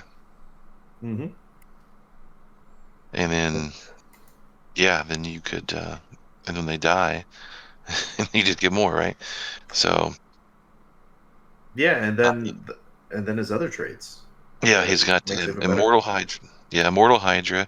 When one or more friendly characters with the Hydra TA take damage from an opposing attack, after resolutions, you deal the attacker a penetrating damage and modify their defense -1 until your next turn. And then he's got the full dial of attack power, leadership, shape change. When he uses leadership and succeeds, he may instead remove an action token from each Hydra agent bystander within 3 squares. So he punishes you relentlessly for killing the Pogs and other Hydra people. And is a pretty good leader. Yeah. Downside is like something has to die for them to be created, but something's going to die anyway. Like, Yeah. like something is going to die. Now, likely you want that to be a goon of some sort. So you're only giving up like 15 points. And then that way you get, potentially another goon thanks to Von Strucker and the 2 Hydra bystanders. And then no matter what, this trait 2 shall grow back is going to exist until everyone's off the team. Because it just keeps going. Once that person dies, it goes to the next person. That person dies, it goes to the next person. So whenever you damage a character with Hydra, you're taking a pen damage and you're getting your defense lowered by 1. Yep. Just for 30 points. Like it might make Hydra actually playable for once. Him and Strucker together are a good start to a team. Yeah. Yeah. Yeah, and Spot is Hydra. Just a reminder. I mentioned that earlier. Yeah. But you have some other keyword cheating ways, and you don't have to have everybody as Hydra necessarily, but you probably wanted to utilize some of this. But there's another Hydra person. I'm reading it. Yeah, I got this. This is neat. Madam Hydra from Nick Fury. She was a super rare. Gosh, I hated pulling her. Yeah, when establishing theme teams, friendly characters with the Hydra or Shield keywords gain the Leviathan keyword. If Madam Hydra is part of a theme team, once per game per keyword, when a character with the Hydra or Shield keyword would be KO'd, you may instead turn them to their last non-KO click. Madam Hydra can prevent the KO of 1 Shield character and 1 Hydra character. Oh, that's what they mean, once per game per keyword. Gotcha. Yes. Then she also has attack power, poison, but deals damage even if moved or places turn. We like that. And then at the beginning of your turn, choose Outwit or Perplex. Madam Hydra can use the chosen power up to 3 times until your next turn. Sorry, I didn't mean to interrupt you there. Perfect time to say she may use it up to 0 times per turn. Mm-hmm. It's been approximately 7.5 minutes since we mentioned Beetlejuice, so. Gotcha. She's not bad. She really isn't, because she also has Shield TA and Hydra TA. And the fact that she can use Perplex 3 times. Like, Outwit 3 times. yeah, I mean, she is effectively a Death Metal Wonder Woman for 2 of your characters, as long as they have Hydra or Shield. She keyword cheats, and she lets you Perplex 3 times or Outwit 3 times. She has Marksman, if you really want to give her arrows. She is an 11 attack, 6 range. She does have a move and attack till click 2, but that's okay. She does have the move or place with poison. Like, she's really not bad for 60. No, she's not bad. On a Hydra Shield team. And by making them all boost. Say what? Hydra got a big boost as a keyword from this set. Well, she does help because she would allow Shield to be added to your Hydra team. There's not a ton of Shield that are good. Like Jericho Drum is a Shield technically, so like you could technically add him to your Hydra team. But she's good. She's fine for a legacy card. All right, now to get into some of the big boys. Dormammu is pretty nuts. This is from the Summer OP kit of like 2018. Dormammu has a 25-point line that gives you. He has traded Shape Change of 4 through 6. When Dormammu or an adjacent character uses Mystics, they deal 2 penetrating damage instead. So to kill this 25-point piece, you're going to take 2 penetrating damage. So that's pretty cool. And then when making an attack roll, Dormammu, you may use 3 dice instead of 2, and then after any rerolls or dice replacements, choose 1 die to ignore. Then a special attack power.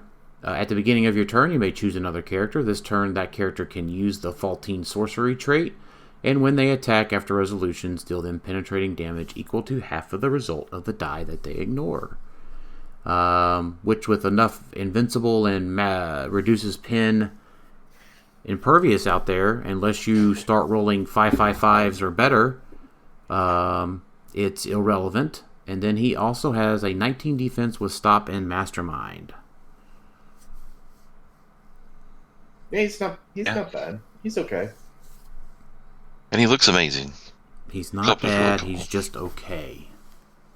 Yeah, I think the imbue with chaos thing, the giving the faultine sorcery trait to someone is probably too risky. No, not at all. Mm-mm. Really? Nope. Okay, if you want to give someone some damage. I mean, as long as it's never. Well, of course you do. We damage ourselves all the time, and we pay to do it with some. I mean, I guess yes. As long as your person has invincible, then that's fine. But if they've got impervious or anything else, better not use a Reduces trait pin on. impervious. Yeah. There's not a lot of those. There's one that's pretty good. Sure. Alex is like, who's But Daniel talking about? Outside of that, though, I mean, he doesn't have a move and attack. He can only go 5 and he's got a range of 7. And he's 25 points. And he doesn't have like a support or something that or the -1 to rolls like Sinestro has or something like that. Or even what Tri-Sentinel does, which we'll talk about. So, I mean, he's good. I don't know if he's like amazing. He's good. But I could also see him just being a liability. He's amazing. That's He's fine. definitely playable, for sure. Oh, yeah. He's definitely playable. This next guy is probably the most playable out of the whole set, though. Oh, Eternity? Well, no, Tri-Sentinel. Oh, Tri-Sentinel. So, what's the over-under that Tri-Sentinel gets knocked in the nuts? Probably, yeah. But most people are going to feel real bad about that after paying so much of those legacy cards. Why would he get kicked in the nuts? Because he's cheaper and better than he was the first time? Yeah. But He has Juggernaut altered by magic. Once per turn, when Tri-Sentinel destroys one or more pieces of blocking terrain after resolutions, deal 1 penetrating damage to an opposing character within range and line of fire. And he has Sidestep that he doesn't get to use. 9 range. But 9 range, so he just sidestepped through a wall. And boop, boop, boop, boop. Yeah. Hey, take a damage. Take a damage. Take a damage. Yeah, but at least this time they at least said once per turn. And I know that's per figure. Yeah, it's not. No, it's not. But the thing is, it's not once per turn for all characters with this trait. That's the problem. Right, that's right. So yeah, you could play multiple of these guys. Sure. Yes. That is playing multiple Tri-Sentinels is something that's never been done in the history of Heroclix. Mm-hmm. Right? Nobody ever played like 6 or 7 of them, right? Something like that. At least 6. 6, 7. 6, 7. Yeah. Wow, guys! Wow. We did what? Why did suddenly we lose our listen rate drop at the 4-hour mark? Everyone turned us off when we made the 6-7 reference. Why not? 6, 7. 6, 7. But it gets better. That's not even all that they do. Oh yeah, Plasticity Sidestep once per turn when an opposing character within range is given a free action. Well, they won't be doing that anyways. After resolutions, you may deal that character 1 penetrating damage. I forgot that he did that. Yeah, I did too.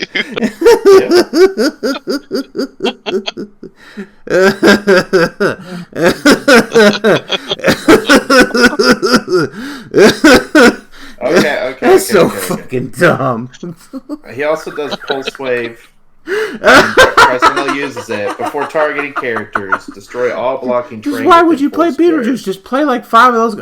Oh, you perplexed? Oh, fucking take 4 penetrating damage. Suck it.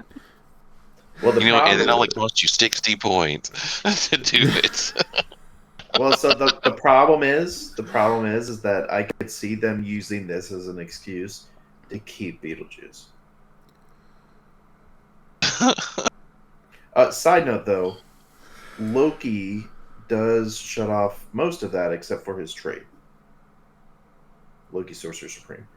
His trait, Don't which you is start- destroy blockade. Don't you start justifying that crap into being a necessary evil. But and I would agree with you, Alex. But here's the thing.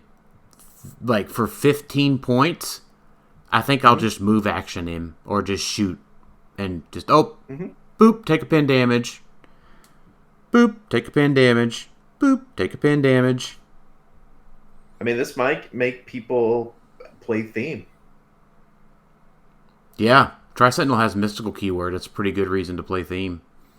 I mean, this is like long-range shredders, right? Yeah, I mean, the key thing is that you'll want to win map because you'll want to go to a map with no blocking terrain. Why do you even care if you have blocking terrain? You're just going to tear it down anyway. Well, his thing only triggers if you destroy one or more pieces of blocking terrain. So I know he could bring blocking terrain, right? But like, if you go to a map with no blocking terrain, then they're going to have someone with barrier, which at this point is a hindrance to have anyone with barrier nowadays. Or they're going to have to bring, a way to. They're going to have to play. Oh man, Dormammu. Like these guys are great with Tony Stark from Smash and Destroy. He just drops that blocking out there, and then they boop. Boop. Yeah, this guy's going to be good. I don't know if they'll get how much they'll get touched. Outside of maybe if they turn that once per turn to once per turn with. I mean, they're going to get touched a lot. Triggers. I don't know about that. I'm going to have my hands all over it. Yeah, you guys are weird. It's getting a little too late for you guys. First 6-7 and now that 6-7. The other thing is their stock click has ESD and Impervious, so even better. I am looking personally to play 2 of them, just to put them in the Colosseum. They have Impervious and Mystics. So before they only had Toughness. They used to be 30 points. I like. So this is maybe. I think Jason. This is when we were sitting at the house. During when this came out during the thing, and like we're like, oh, okay, yeah, this is really really good, and like I need 5 of these cards because I have 5 Tri-Sentinels, but maybe I just didn't realize how ridiculous this guy was. Oh, yeah, he's just bonkers good. Yeah, the key thing what they did though is they did away with the free retail. Yeah, there's no retail anymore, so that's They guess they tried to compensate. Oh man, I don't know. It doesn't matter if the retail's gone or not. He's still half the points and twice as good as he was before. As far as I'm concerned. I'll say he's as good as he was before, and he was really good before. So I agree because he now has better. More. He has more keywords too. Like before, he had Hellfire Club, Sentinel, Mystical Robot. Now he has Asgardian, Hellfire, Sentinel, Spider-Man Family, Mystical, and Robot. What the hell does he have at Loki? Oh, it was Loki. It was because of Loki. Yeah, that's why he has Asgardian. Yeah, Loki's Prime Directive. So.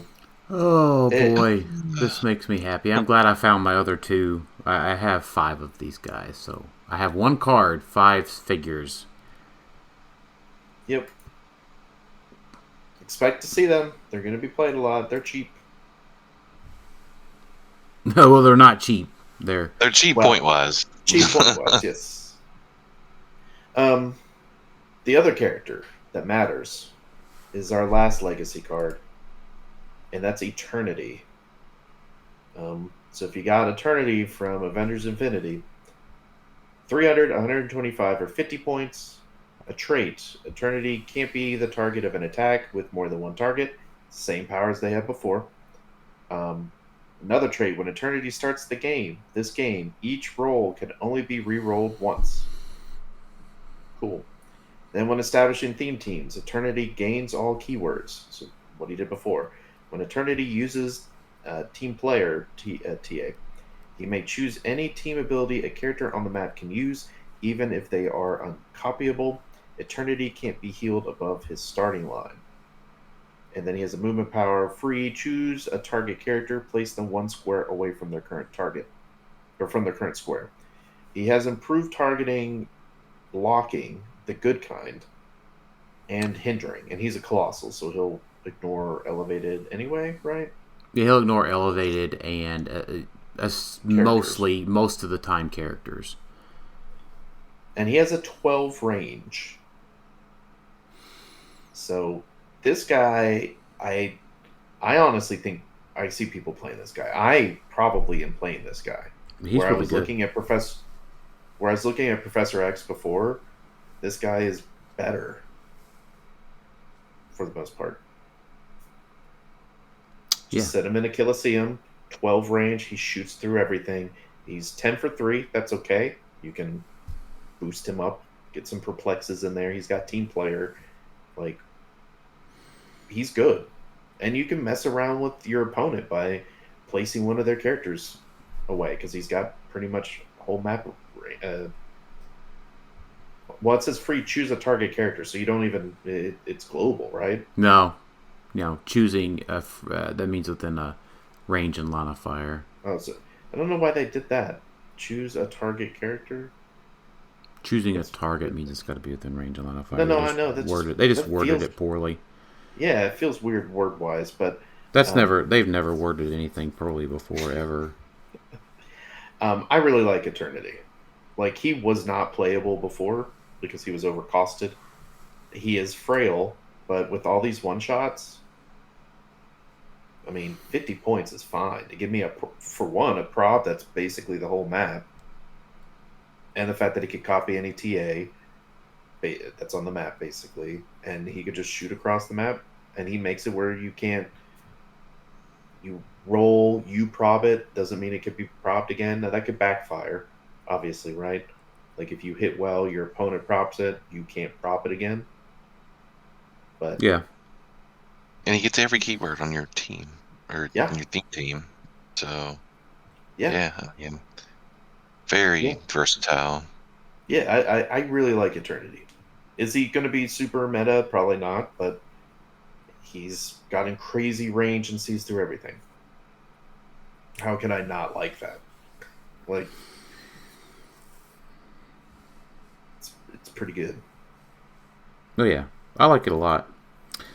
And then last we've got our one shots, which we've talked a few of them last time, didn't we? No, I don't. No, think we did. So. We did the episode before this. We talked about Images of Icon and Winds of Watum, but let's run through them real quick. These are absolutely all ridiculous one shots. I don't think all of them are, but yeah. Well, Crimson Bands of Sidorak, power, choose a character within range and line of fire that hasn't taken damage this turn until your next turn. That character has a mobile and immune. Mm-hmm. So, what was the one that we just got rid of? The one that was banned? What, Rivalry and Cannon Event. Cannon Event. So we just got Cannon Event back. With less restriction. Well, no. Because you have to use this on your turn. I know, so I go second. Mm-hmm. I flippy-flop this thing, take a power action with my big dude or whatever, take a power action with a little feller, protect my big feller so he doesn't die on the Alpha Strike. Okay. Well, that is just clarifying for the sake of, like, this isn't a reactive one-shot, this is a proactive one-shot. Yeah. This is one you have to set up to do. Cannon Event's back and it's even easier. Cannon Event you had to KO something before. This one you just power action. Boop. Boop. Immune. And you can also just shut down your opponent characters with this too. Yeah. Yes. And you could definitely flip flop this back and just keep it going too, right? With all those things we just talked about. Mm-hmm. Mm-hmm. It is a spell. You skipped Shield of the Seraphim, by the way. Oh, okay. I thought I was. It looked like a map at this point. It's a little bit late. Okay. So when a friendly character with the mystical keyword is hit, you can choose they can use Impervious and can reduce penetrating damage this turn. Yep.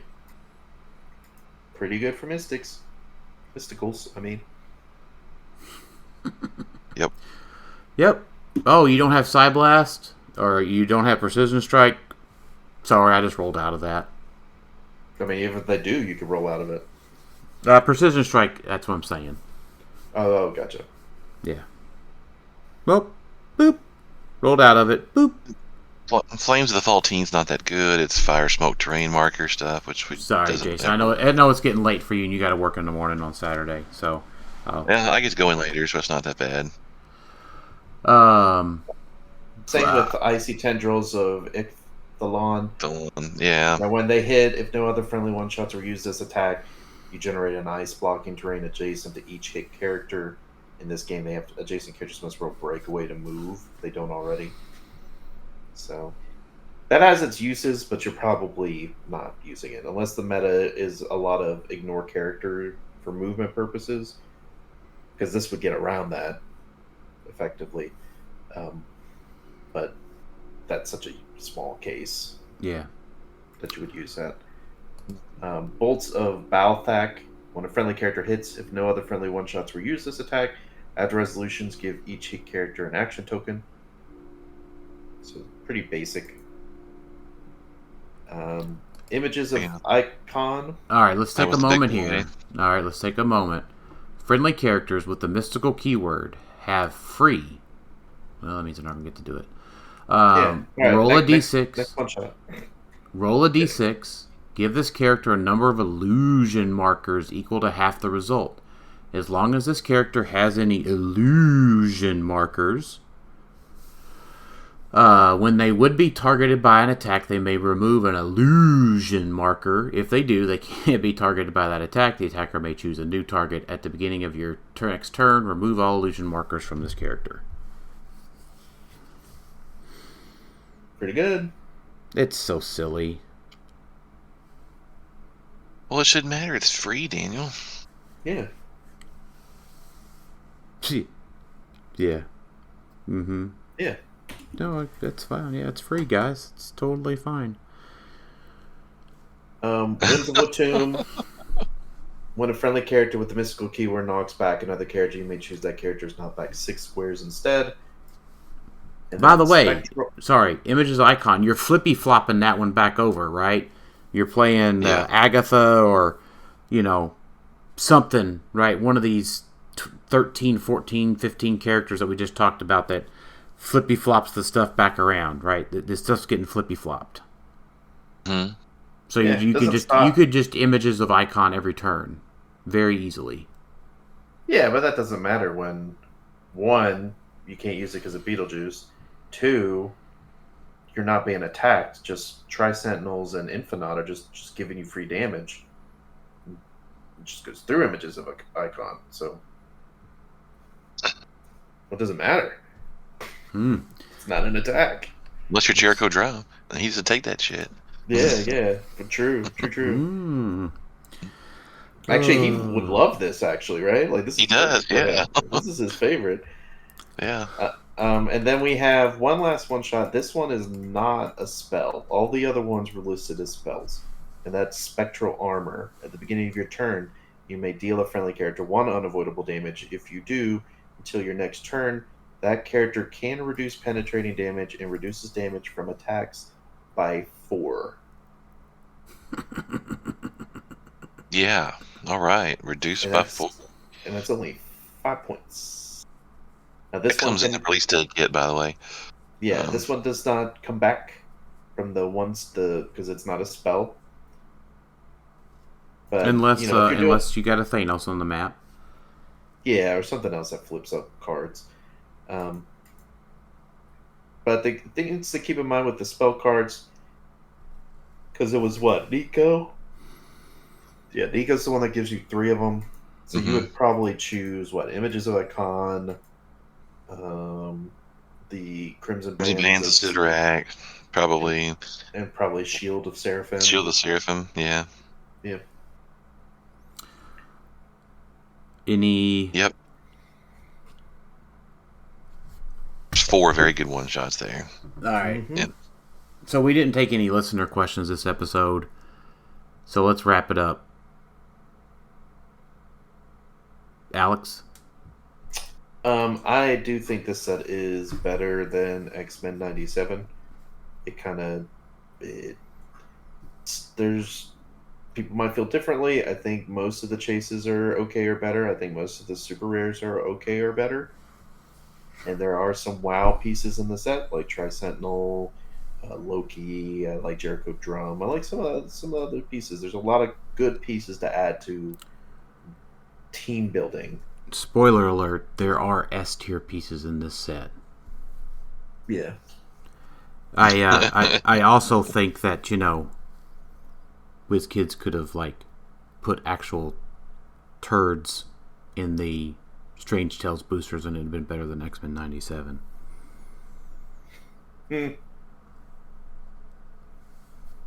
Well, but I will say this: we went to go buy. They did it. That would have been bad.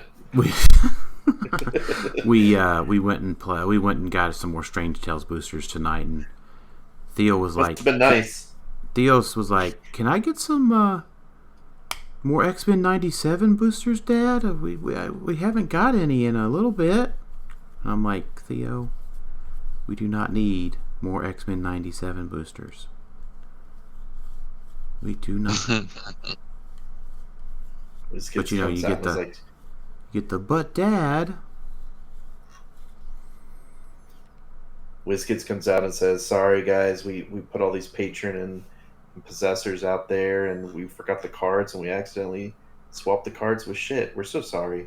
Yeah. But So there's actual doo-doo in here, guys. Sorry.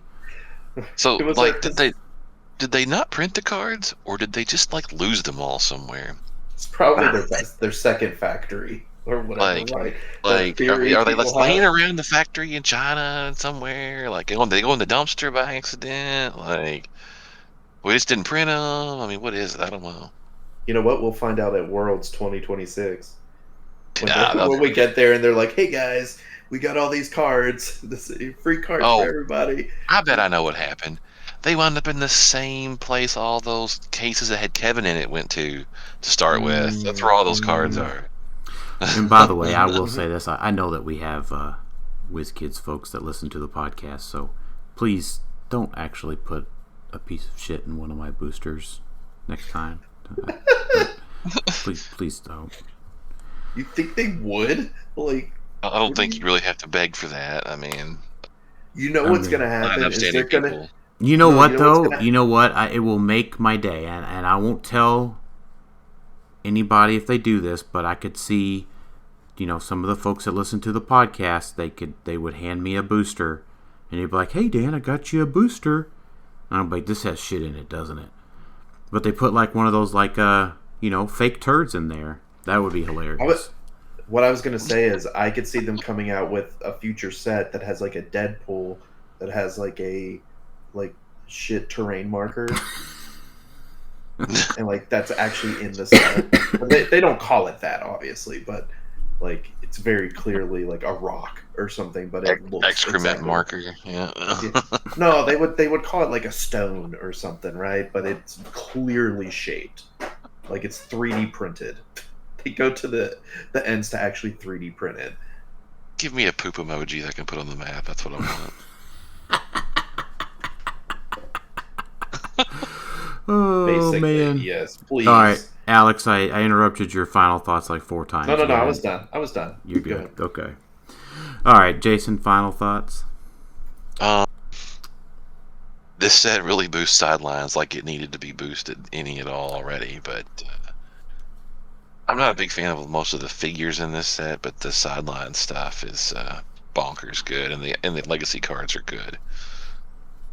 Yeah, sideline. I feel like it needed a boost. It just wasn't good enough lately. I mean, we may have hit critical mass on sidelines. I don't know. That set came out 20 years ago, Jason. Yeah, right. Yeah, you're right. It did almost, I guess. Yeah, it's just bonkers. It's a powerful set. Yeah. So we'll see what happens. I don't know. I'll give you that. It is indeed a very powerful set for sure. All right. Well, I would say this set is pretty good overall. Again, it is better than X-Men 97 by a mile. I'm looking forward to playing it. It's too bad we don't get to play it until like February. So the cases that I've opened up and the bricks that I've opened up, just don't get to play it for 2 more months. So not terribly happy about that, but it is what it is. Gives us some more time to theory craft with the set and collect it. So a little easier on the old wallet. Yeah, maybe at least we don't have to deal with all those extra one-shots, right? That's fair. I'll give you that. Well, thanks everybody for listening to Clixed Off today. We'll talk to y'all next time. See you.